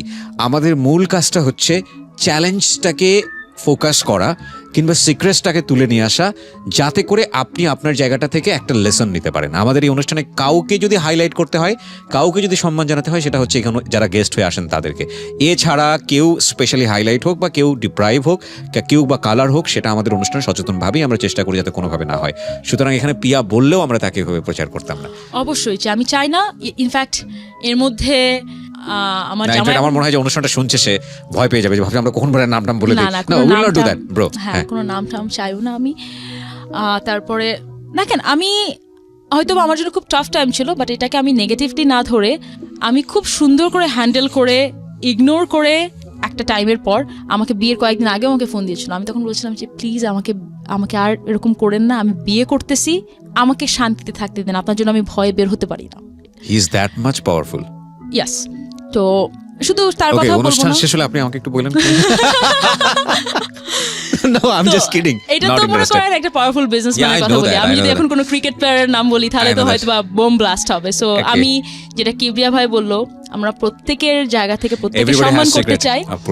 এবং দেখেন, একটা ছেলে যদি আমাকে 2বার ফোন দিল বা আমাকে পছন্দ করতো, সে হয়তো আজকে নাম করা একটা প্লেয়ার, আমিও আমার জায়গা থেকে আছি, খালি তার লাইফ ভালো আছে, আমার লাইফ ভালো আছে বলে নষ্ট করার, নো, এটা কোনোভাবে।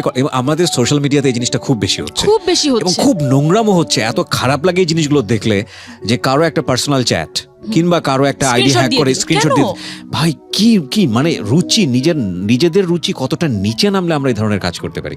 We just making fun, but আমরা এটা বিলিভ করি এভরিবডি হ্যাজ সিক্রেটস।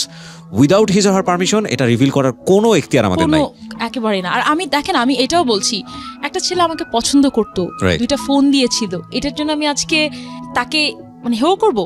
একেবারেই না। সেটা তো আমার সাথে খারাপ কিছু। যেমন আমিও বললাম যে আমিও একটা ছেলেকে পছন্দ করতাম, হয়তো আমার বয়ফ্রেন্ড তখন মানে ফারুক তখন ছিল, ফারুক না থাকলে হয়তো বা তার সাথে আমার একটা প্রেমের কিছু একটা হতে পারতো, বাট জাস্ট বিকজ হয়নি বলে তাকে এখন ছোট করবো, এটা তো করার কোনো যুক্তি নাই। যাক, আমি স্ট্রাগলের কথা বলছিলাম, তখন এটা নিয়ে 2013 সাল পর্যন্ত যাই। এবং লোকটা আমাকে বলেছিল যে দেখেন, প্রত্যেকের উপরে উঠতে গেলে কাউকে না কাউকে লাগে, গডফাদার লাগে, কেউ কাউকে ছাড়া কিন্তু উঠতে পারে না। আপনি যে এত কষ্ট করলেন, এই 3-4 বছর হয়ে গেল, আমাকে আপনি করে বলতো, 3-4 বছর হয়ে গেল, 2012 বা 13 সালের দিকে বলেছিল, আপনি কিন্তু এই জায়গায় থাকবেন, আপনি কিন্তু বেশি দূর যেতে পারবেন না আপনি যদি কাউকে না কারোর সাপোর্ট নেন। আমাকে এভাবে বলেছিল। আমি বললাম কি দেখেন, সাপোর্ট হয়তো বা লাগে, আজকে আমি এখানে এসে কথা বলতে পারতাম না যদি আপনি না থাকতেন। এইটাই একটা সাপোর্ট। জাস্ট সাপোর্টের জন্য কারোর সাথে একটা রিলেশনশিপে যাওয়া লাগবে, আমি এটা বিশ্বাস করিনি। হ্যাঁ, আমার কিছু কিছু সময় মনে হয়েছিল কি ভাই, আপনি যখন অনুষ্ঠানের শুরুতেই বললেন যে কেউ কারোর স্ট্রাগল শুনতে চায় না, সবাই কিন্তু দেখতে চায় কতখানি সাকসেসফুল। এক্স্যাক্টলি। আমি আজকে দেখি কিছু কিছু অ্যাক্ট্রেসরা, মুভি অ্যাক্ট্রেসরা খুব ভালো ভালো জায়গা আছে, মাশাআল্লাহ, অল অফ খুব ভালো জায়গা আছে।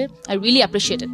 আমি চিন্তা করি, আমার একটা জায়গা নিয়ে এখনো রিগ্রেট আছে, সেটা হচ্ছে মুভি। আমি 3টা মুভি করেছি, বাট আমি কোনো ভালো মুভি করতে পারছি না। হয় না, আপনি যদি বলেন যে ক্যারিয়ারে আপনার কোন জায়গাটা এখনো পছন্দ, আপনি ওখানে যেতে পারেন, আমি বলবো মুভির কথাটা, আমি এখনো যেতে পারিনি। কিন্তু কেন? আমি যদি আজকে জাস্ট বিকজ বলে ফেলি যে জাস্ট আমি কোনো গডফাদার পাইনি, খালি খালি মানুষকে এটা বলার থেকে আমি জানি এটা বলে কেউ কিন্তু এই বলেই শুনেই এখানে হারিয়ে যাবে কথাটা। মানুষ আমার সাকসেসের স্টোরি শুনতে চাই, যে আজকে সাকসেসফুল বলে আজকে স্টোরিটা শুনতে চাই, কি স্ট্রাগল দিয়ে আসছি বা কে কি করেছে, এটা কেউ একেবারে জানতে চায়। মানে স্ট্রাগল স্টোরি সবার লাইফে আছে, কিন্তু স্ট্রাগল স্টোরি মার্কেটে তখন পর্যন্ত ভায়াবল না যতক্ষণ পর্যন্ত ওই মানুষটা সাকসেসে লাগে না। হ্যাঁ, না, সো সাকসেসফুল হলেই কেবলমাত্র মানুষ এটা শুনতে চায়, নইলে ওই স্ট্রাগল সবার লাইফেই কম। ওকে, ফারুকের সাথে কিন্তু আমার রিলেশনশিপ আছে তখনও। ফারুকের সাথে ফারুক ভাই এই ব্যাপারটা কি জানতো? হ্যাঁ, of course. So how do he manage? ও নিজেই একটা টাইমে ভয় পেয়েছিল, নিজে একটা টাইমে বললো যে তুমি এরকম একটা, আচ্ছা তাহলে আমি ভাগি, তুমি থাকো, আমি চলে যাই। না না না না, ওরকম না। ও আমাকে বললো কি, বিকজ দেখেন আমরা তো খুব প্র্যাকটিক্যাল, আমার হাজব্যান্ড ওয়াইফ দুইজনই খুব প্র্যাকটিক্যাল। ও বললো কি তুমি খুব সাহসী, আমরা জানি, বাট তুমি কতখানি ট্যাকল দিতে পারবা? এই লোকটাকে তুমি অনেক কিছু করে আসছো, তুমি মিমোকে মেরে আসছো, আর এই লোকের সাথে ঝগড়া করবা, that's not the same thing. আমি বললাম না, আমার ট্রাবল শুরুই হয়েছে যখন Hollywood movie. Actually it's a Hollywood movie, যেটা হয় প্রথম একটা ছোট মারে, তারপরে ভয়াবহটা লাস্টে দেখায় শেষ হয়। আমরা ভয়াবহতা জায়গায় চলে আসছি এখন। ওকে, আসলেই। তারপরে বাই দ্য ওয়ে আমাকে তখন বলছিল যে গডফাদার ছাড়া চলতে পারবা না, এটা অনেক কিছু বলার পর বলে কি যে আপনার সাথে আমার আজ হোক কাল হোক দেখা হবে, তখন দেখবো আপনি কোথায় আছেন। আমি জানি তার সাথে আমার দেখা হয়নি, কথা হয়নি, আর সে দেখছে আমি কোথায় আছি। সো সে কখনোই ভাবেনি আমি পড়াশোনা কমপ্লিট করতে পারবো, আমি লয়ার হতে পারবো, আমি মিডিয়াতে এত সাকসেসফুল হতে পারবো।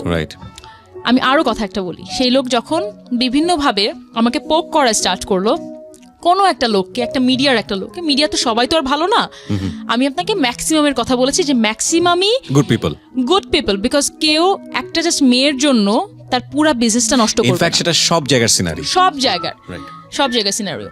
তো একটা লোক তার কাছে গিয়েছে, কোনো একটা ম্যাগাজিনের, একটা খুবই লো ক্লাস একটা ম্যাগাজিনের একটা লোক, তো বলছে কি যে সে লোক বিভিন্ন মেয়েদের ছবি নিয়ে যাচ্ছে, আপনার কাকে লাগবে বলেন।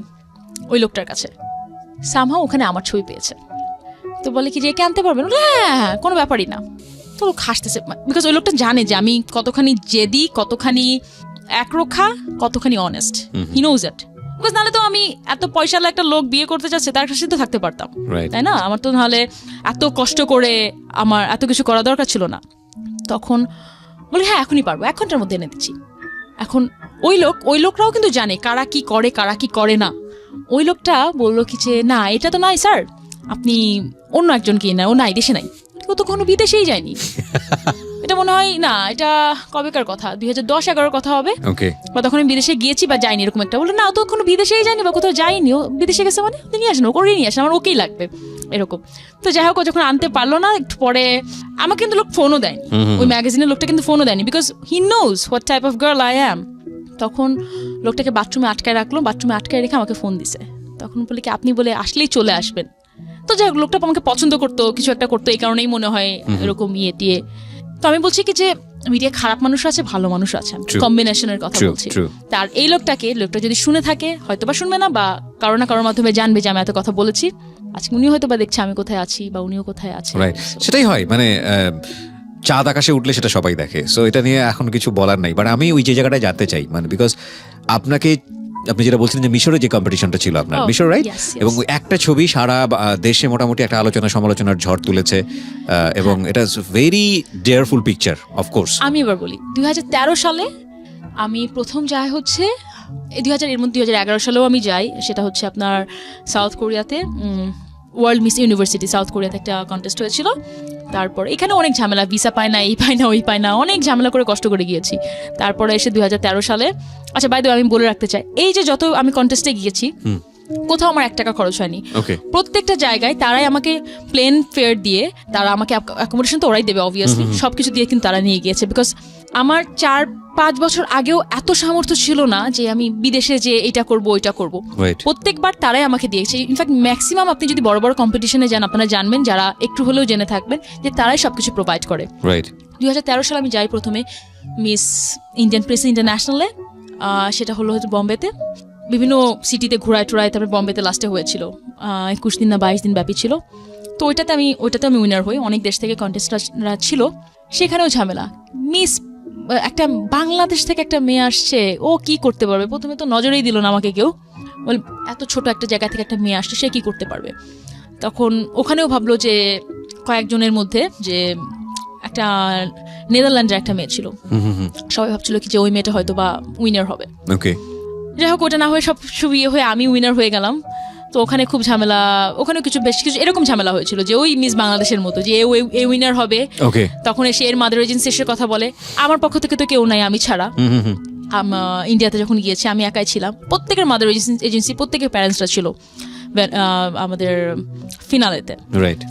তারপরে যে ফার্স্ট হবে তাকে মিশরে পাঠানো হবে টপ মডেল অফ দ্য ওয়ার্ল্ডের জন্য, যেটা মডেল কন্টেস্টের মধ্যে 1 নম্বর কন্টেস্ট, এবং যেটা নিয়ে মোটামুটি সারা দেশে একটা ঝড় বয়ে গিয়েছিল যে ছবিটা নিয়ে।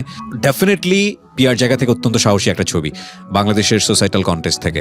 এবং অফকোর্স সিক্রেটসের আজকের যে এপিসোডটা, সেটা অত্যন্ত সাহসী একটা এপিসোড, কোনো সন্দেহ নেই। জি, মিশর। তখন ফার্স্ট যে হবে তাকে পাঠাবে top model of the world ইজিপ্টে। এটা কিন্তু ইউরোপিয়ান একটা অর্গানাইজার, ইজিপ্ট জাস্ট একটা ভেন্যু ছিল। তো ওখানে পাঠানোর পরে আমি যে ইন্ডিয়াতে যে কন্টেস্টটা জিতি, ওখানেও একটা প্রত্যেকটা কন্টেস্টে বিউটি কন্টেস্টের পার্ট থাকে, বিকিনি পার্ট। তো আমি ওখানে বললাম যে দেখো, এর আগে কি আপনাকে এই বিকিনিটা পড়তে হয়নি? এর আগে না, মিস বাংলাদেশ আমাকে পড়তে হয়নি। Okay, so for the first time আপনি এটা পড়তে যাচ্ছেন? ওকে, পড়তে যাচ্ছি। তো ইন্ডিয়াতে আমাকে বললো যে দেখো, তুমি ঠিক আছে, তুমি পড়তে চাচ্ছ না, ইটস ওকে। তখন আমরা কভার করে অনেকভাবে অন্যভাবে শুরু করলাম। কিন্তু আমি ইজিপ্টে যখন গেলাম তখন ওরা বলে কিছু না, পড়বা না, মানে ইউ সাইন দ্য কন্ট্রাক্ট। আর ওদের তো মাথায় নাই, ইউরোপিয়ানদের তো মাথায় থাকে না মানে কি, মানে তুমি কি মিন করতে যাচ্ছ, ওরা বোঝেই নি ব্যাপার আমার কথাটা। বলে তুমি you sign the contract, you have to do it, otherwise you have to pay the penalty. So কন্ট্রাক্টে কি ওখানে ছিল না বিষয়টা আসলে? হ্যাঁ, সবকিছুই ছিল। ওকে, আপনি যখন 20 পাতার কন্ট্রাক্ট পড়বেন তখন অতগুলো পড়ার সময় থাকে না। এটা তো ওটার সাথেও না, এটা তো আমার মিস ইন্ডিয়ান প্রিন্সেস যেটা হলাম ওটার সাথে লিংক, যেটা তো আরো আগে। ওকে, তখন তো কোনো কন্ট্রাক্ট ছিল না। সো এখানে তো ছিল যে ফার্স্ট হবে তাকে এখানে পাঠিয়ে দেবো। ফার্স্ট হওয়ার 4 দিন পর আমার ইজিপ্টে যেতে হবে। এটার প্রাইজ মানি কত ছিল? আমি একটা অফ ট্র্যাকে কোশ্চেন করে ফেললাম। কোনো প্রাইজ মানি ছিল? কোনো প্রাইজ মানি ছিল না। শুধু ইন্ডিয়ান প্রিন্সেস ইন্টারন্যাশনালে আমাকে $3000 দিল, ইন্ডিয়ান প্রিন্সেস ইন্টারন্যাশনালে আর একটা টিভি দিয়েছিল, যে টিভি আনতে যে আমার মানে $700 না $800 ট্যাক্সি দিয়ে দেওয়া লাগছে, বুঝছেন? ওকে। আর টপ মডেল অফ দ্য ওয়ার্ল্ডের কিছু ছিল না। তো কিন্তু এখানে গেলে হয় কি, আপনি বিভিন্ন প্ল্যাটফর্ম পেয়ে যান। আমি কি প্ল্যাটফর্ম পেয়েছিলাম আপনাকে পরে বলছি। ভোগ টোগ এত কিছু, ওইসব এত কিছুতে যাওয়ার জন্যই হয়েছে, না হলে কখনোই পেতাম না এত প্ল্যাটফর্ম। ঢাকায় থেকে আপনি বাংলাদেশ থেকে কি প্ল্যাটফর্ম পাবেন ইন্টারন্যাশনালি? রাইট। তো সেই জায়গাটা তৈরি হয়নি এখন পর্যন্ত, ইনফ্যাক্ট মানে বাংলাদেশ থেকে সেই জায়গাটা তৈরি হয়নি। ওকে।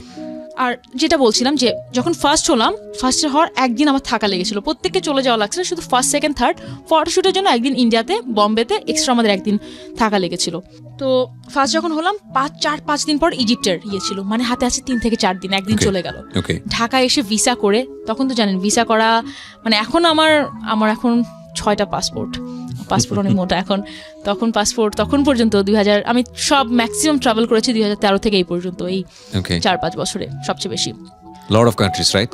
Yeah, 40 কান্ট্রিজ 4 বছরে।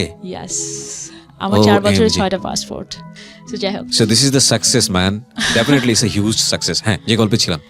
তো তখন আমাকে এসে ভিসা পাওয়া খুবই টাফ ব্যাপার, যে ভিসা কি করে পাবো একদিনের মধ্যে, মানে তখন শুক্রবার শনিবার কি যেন ছিল, একদিনের মধ্যে ভিসা পেয়ে যাব।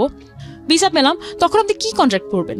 আপনি যাবেন আর একটা দেশে কম্পিট করতে, একটা জাস্ট জিতে আসলেন, কি এত পড়বেন? সাইন করছি, মানে আর সাইন তো আমাকে ওখান থেকে করায় নিছে, ইন্ডিয়া থেকে করায় নিছে, সাইন করায় নিছে, এত পড়ার সময়ই নাই কোনো কিছু। তখন আবার এদের মধ্যে কিন্তু এত কিছুর মধ্যে আমার একটা মাদার এজেন্সি ছিল। মাদার এজেন্সির সাথে আমার পরিচয় হয়েছিল যারা আমাকে ইন্ডিয়াতে পাঠিয়েছিল, যার সাথে আমার পরিচয় হচ্ছে 2011-এ সাউথ কোরিয়াতে যখন গিয়েছিলাম, তখন তার সাথে আমার পরিচয়। একটা মহিলা, একটা স্লোভাকিয়ান আর ইটালিয়ান, ওদের এজেন্সি আছে ওখানে। সো আমার মাদার এজেন্সি কিন্তু ইটালিয়ান স্লোভাক থেকে। সো ওরা আমাকে বিদেশে যত কাজে যায় ম্যাক্সিমাম কাজে ওরা আমাকে পাঠায়। আচ্ছা, তো ওরা সবকিছু করে পাঠিয়ে দিয়েছে। এখন বিকি রাউন্ড কি, তা আমি চিন্তা করলাম কাছে ঠিক আছে, আমি একটা ছবি দেবো না, এই বাংলাদেশের মানুষ এত তো ইন্ডিয়া হলে তাও ওরা খুঁজে টুজে বের করবে, ইজিপ্টের কোথায় কোন বিয়ে হচ্ছে এত খুঁজে টুজে বের করতে পারবে না। একটা দিয়ে দিলাম, একটা পরে বসলাম, কোনো সমস্যা না, আমি কোনো ছবি দিইনি, প্রশ্নই ওঠে না কোনো ছবি দেওয়ার। কয় মাস পরে মানে পুরা আমার কন্টেস্ট শেষ। আচ্ছা, এই কন্টেস্টের মধ্যে অনেক কাহিনী হয়েছে। কন্টেস্টের মধ্যে আমি আমার লাগেজ হারাই ফেলছি অনেক, মানে যেটাগুলো হয় কন্টেস্টে, ওগুলোর কাহিনীতে আমি না যাই। ইয়াস, কয় মাস পরে একটা বিকিনি পিকচার যেটা ছিল স্টেজে হেঁটে আসতেছি আমি, কোত্থেকে পেয়ে সারা সোশ্যাল মিডিয়াতে চলে গেল যে পিয়া এরকম বাংলাদেশের ফার্স্ট মডেল। আপনি এখন পর্যন্ত পিয়া জান্নাতুল দিয়ে সার্চ দেন গুগলে, সবার আসে পিয়া জান্নাতুল বিকিনি, সেকেন্ড আসে পিয়া জান্নাতুল হাজব্যান্ড। সো মানুষের অনেক কিউরিওসিটি আমার জামাইকে নিয়ে। আজকের পর থেকে ইনশাআল্লাহ আসবে Piya Jannatul secrets. Yes, so for the first time, right? আপনি মিডিয়াতে আজকে যা বলছেন বা 2 থেকে 2.5 ঘন্টা, ফর দ্য ফার্স্ট টাইম এত কিছু কি কোথাও কোনো মিডিয়া জানে?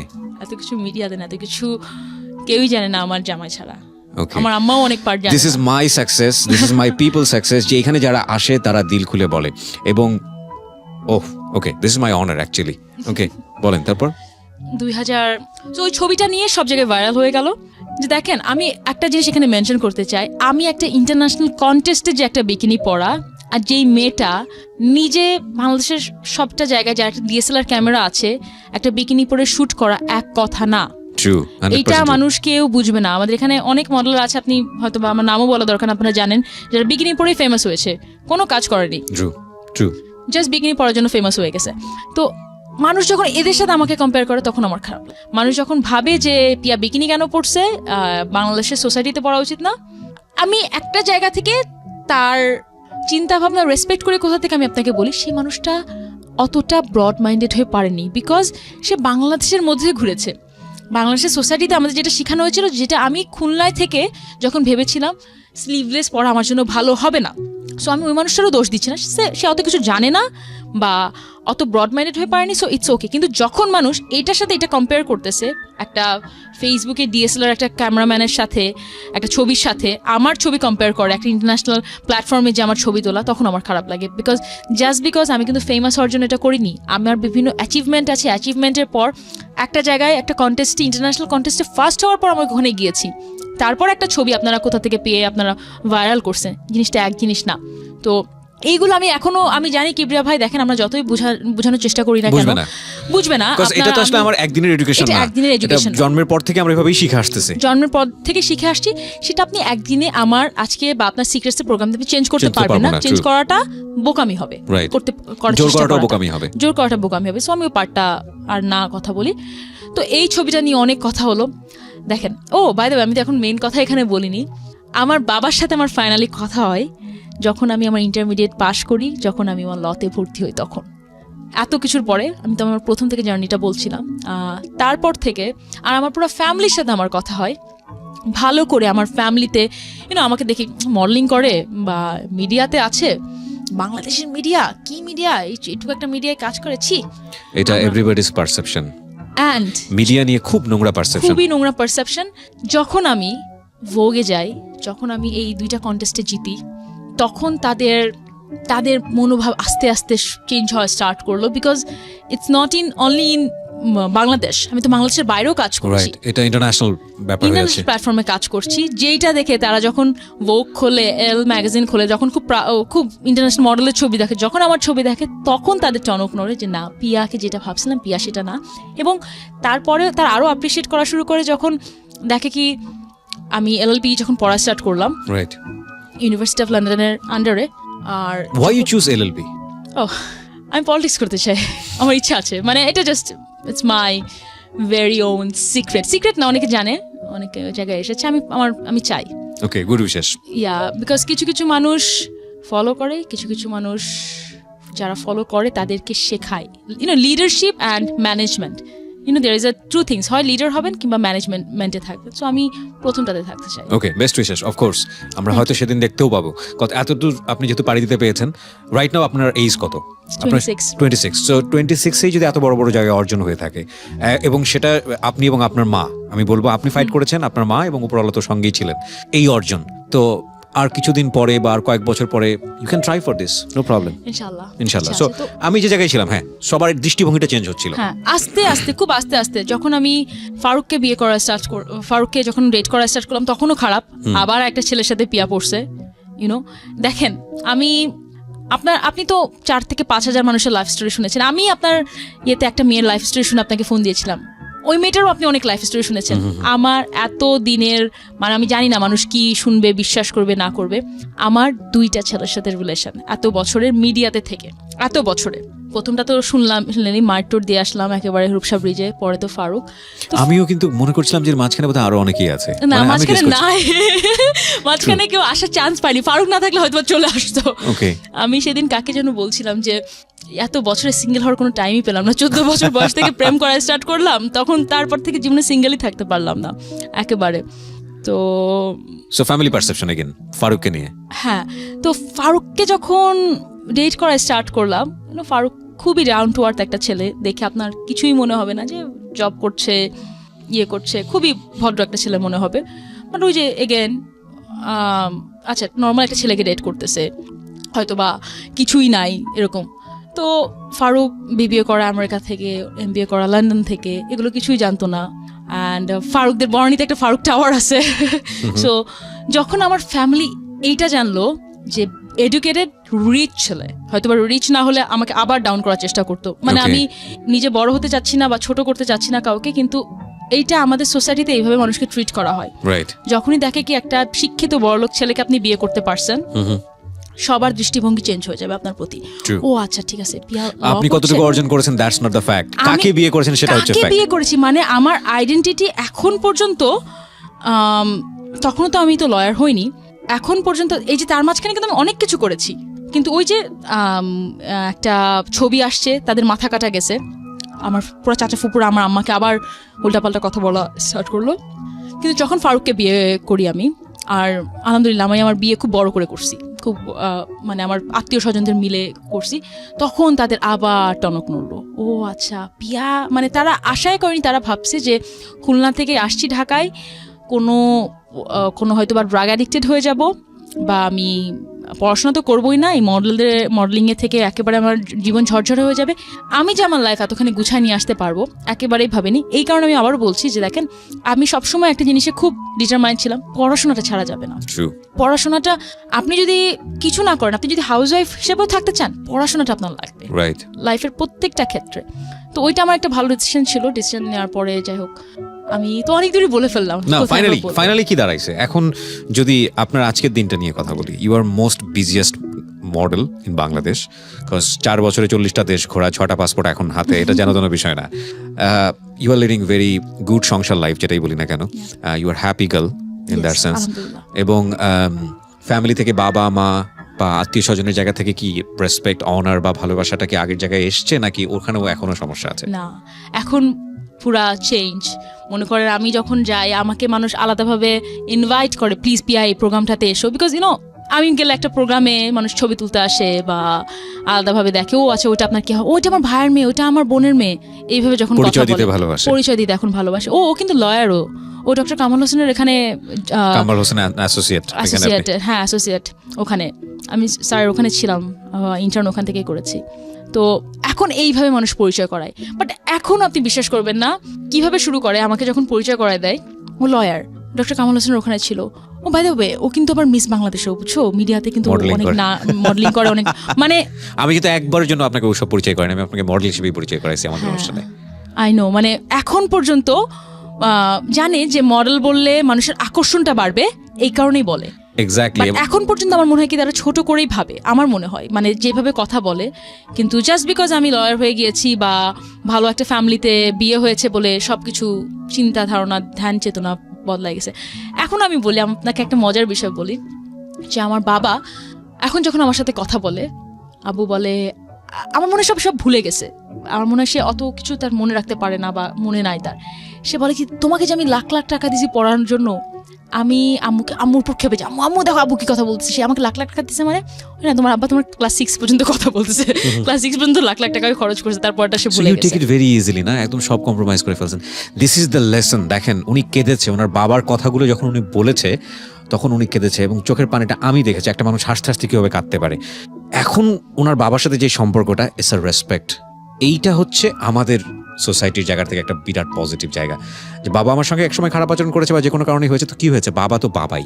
সো ইউ ডিড দ্যাট না, একদম সবকিছু মিনিমাইজ করে ফেলা, বাবাকে সে রেসপেক্টের জায়গাটায় নিয়ে আসা। অবশ্যই এখন যখন অনেকের সাথে কথা হয় তখন আমার এক ফ্যামিলির মেম্বার আরেকজনের সাথে মনে করেন অন্য ফ্যামিলি মেম্বার বলছে তুমি এদের সাথে কথা বলো সবাই, হয়তো বা মনে করেন একটা ফুপু হয়তো বেশি কথা বলে, সবাই তখন চুপ করেছিল যখন সবাই আমাকে নিয়ে উল্টাপাল্টা কথা বলতো, তুমি এদের সাথে সবার সাথে কথা বলো। আজকে হ্যাঁ ফুপু কেন কথা বলবো না, না বললে তো আমার তো সবার সাথে কথা বলা বন্ধ করে দেওয়া লাগবে, বিকজ কেউ আমার পাশে ছিল না।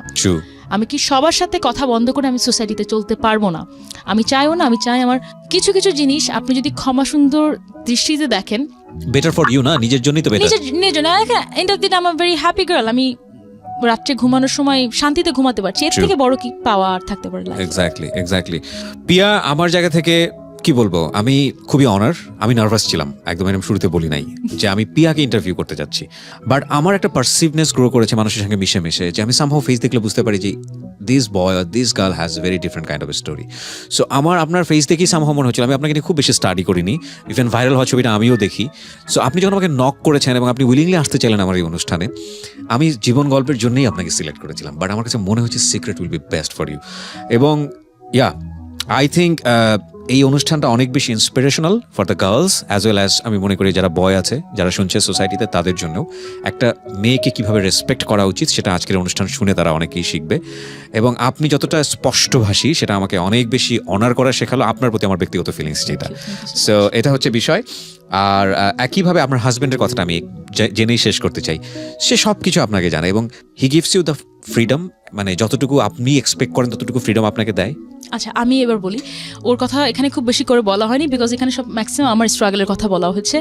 ফারুক যেহেতু প্রথম থেকে আমার সাথে ছিল, এত সাপোর্ট আমার দেখা এখন পর্যন্ত বেস্ট হিউম্যান বিং। সে কখনো কোনো কিছুতে বাধা তো দেওয়া অনেক পরের ব্যাপার। আমি যখন আমার ফিল্মটা ফার্স্ট করতে যাই চোরাবালি, তখন আমি কিন্তু ফিল্ম করতে চাইনি, বিকজ তখন অনেক ভালগার ফিল্ম হতো, 2011-12 সালের দিকে। তখন আমাকে ফারুকই বলে যে না তুমি করো। যখন ভোগের জন্য আমাকে একদিনের মধ্যে বলে যে আপনার কালকেই আসতে হবে, ডক্টর কামাল হোসেনের ওখানে আমি তখন আমি ইন্টার্ন করছি, তখন আমাকে বলে কি যে না আপনি ছুটি পাবেন না, আমাকে বলে কি যে না তুমি কোনোভাবে ওদেরকে কনভিন্স করো করে তুমি কালকেই বম্বে যাও। আমি যখন ইন্ডিয়ান প্রিন্সেস থেকে জিতে আসি টিভি নিয়ে ছাড়াতে যখন বললো $700 লাগবে, আমি বললাম আমি 1 টাকাও দেবো না, আমার টিভি লাগবে না। তখন ওর টাকা দিয়ে ওর টিভি ছাড়াই, পরে আমি দিয়ে দিয়েছি ওকে। প্রত্যেকটা জায়গায় ফারুক আমাকে সাপোর্ট করেছে, এত সাপোর্টিভ মানুষ আমি কখনো দেখিনি। সো আমাদের অনুষ্ঠান থেকে আমরা রেসপেক্ট করি আপনাকেও। থ্যাংক ইউ, অসাধারণ একটা টাইম। আমি কি আরেকটু অ্যাড করতে পারি? আমি আরেকটু অ্যাড করতে চাই, দেখেন আপনার জন্য চাইলে আমি 2টার পর নিয়ে যেতে পারি অনুষ্ঠান, নো প্রবলেম। না আমি আরেকটু অ্যাড করতে চাই যে দেখেন আমি ফারুকরা আলহামদুলিল্লাহ they are very well established, Faruk নিজেও খুব ওয়েল এস্টাবলিশড, বাট ফারুক কিন্তু একটা এমবেসিতে জব করে, ওর বাবার কোনো বিজনেস দেখে না, ও নিজেই জব করে। বিউটিফুল। তারপরেও এত কিছুর পরে আমরা কিন্তু বা এত রিচ হওয়ার পরেও বা আমার কিন্তু চিন্তা করা লাগতো না যে আমি কি করব না করব। আমরা যে কালকে আমরা কয়েকদিনের মতো নতুন একটা সোফা কিনবো, খুব দামি একটা সোফা কিনবো। হ্যাঁ খুবই দামি একটা সোফা কিনবো। হ্যাঁ দাওয়াত পাচ্ছি কবে? দাওয়াত খুব তাড়াতাড়ি পাবে না, দামি একটা সোফা চেঞ্জ করছি অ্যাকচুয়ালি। আমি নতুন একটা সোফা কিনবো, নতুন একটা গাড়ি কিনছি, তো আমরা কিন্তু পুরোটা 50-50% শেয়ার করে কিনি। আমি জাস্ট বিকজ একটা মেয়ে এত বড় বড় কথা বলে গেলাম, কিন্তু বাসায় যে আমি একটা পুরুষ মানুষের টাকায় খাচ্ছি, আমি কিন্তু ওরকম মেয়ে না। এবং যেটা আমি ইকুয়াল সম্মানটা চাই, আমি কিন্তু ইকুয়াল সোসাইটিতে বাস করার জন্য যে রেসপেক্ট বা যে কন্ট্রিবিউশন আমি কিন্তু ইকুয়ালি করি। শুধু আমি মুখে বড় বড় কথা বলে গেলাম মেয়ে মানুষ আমি এটা করছি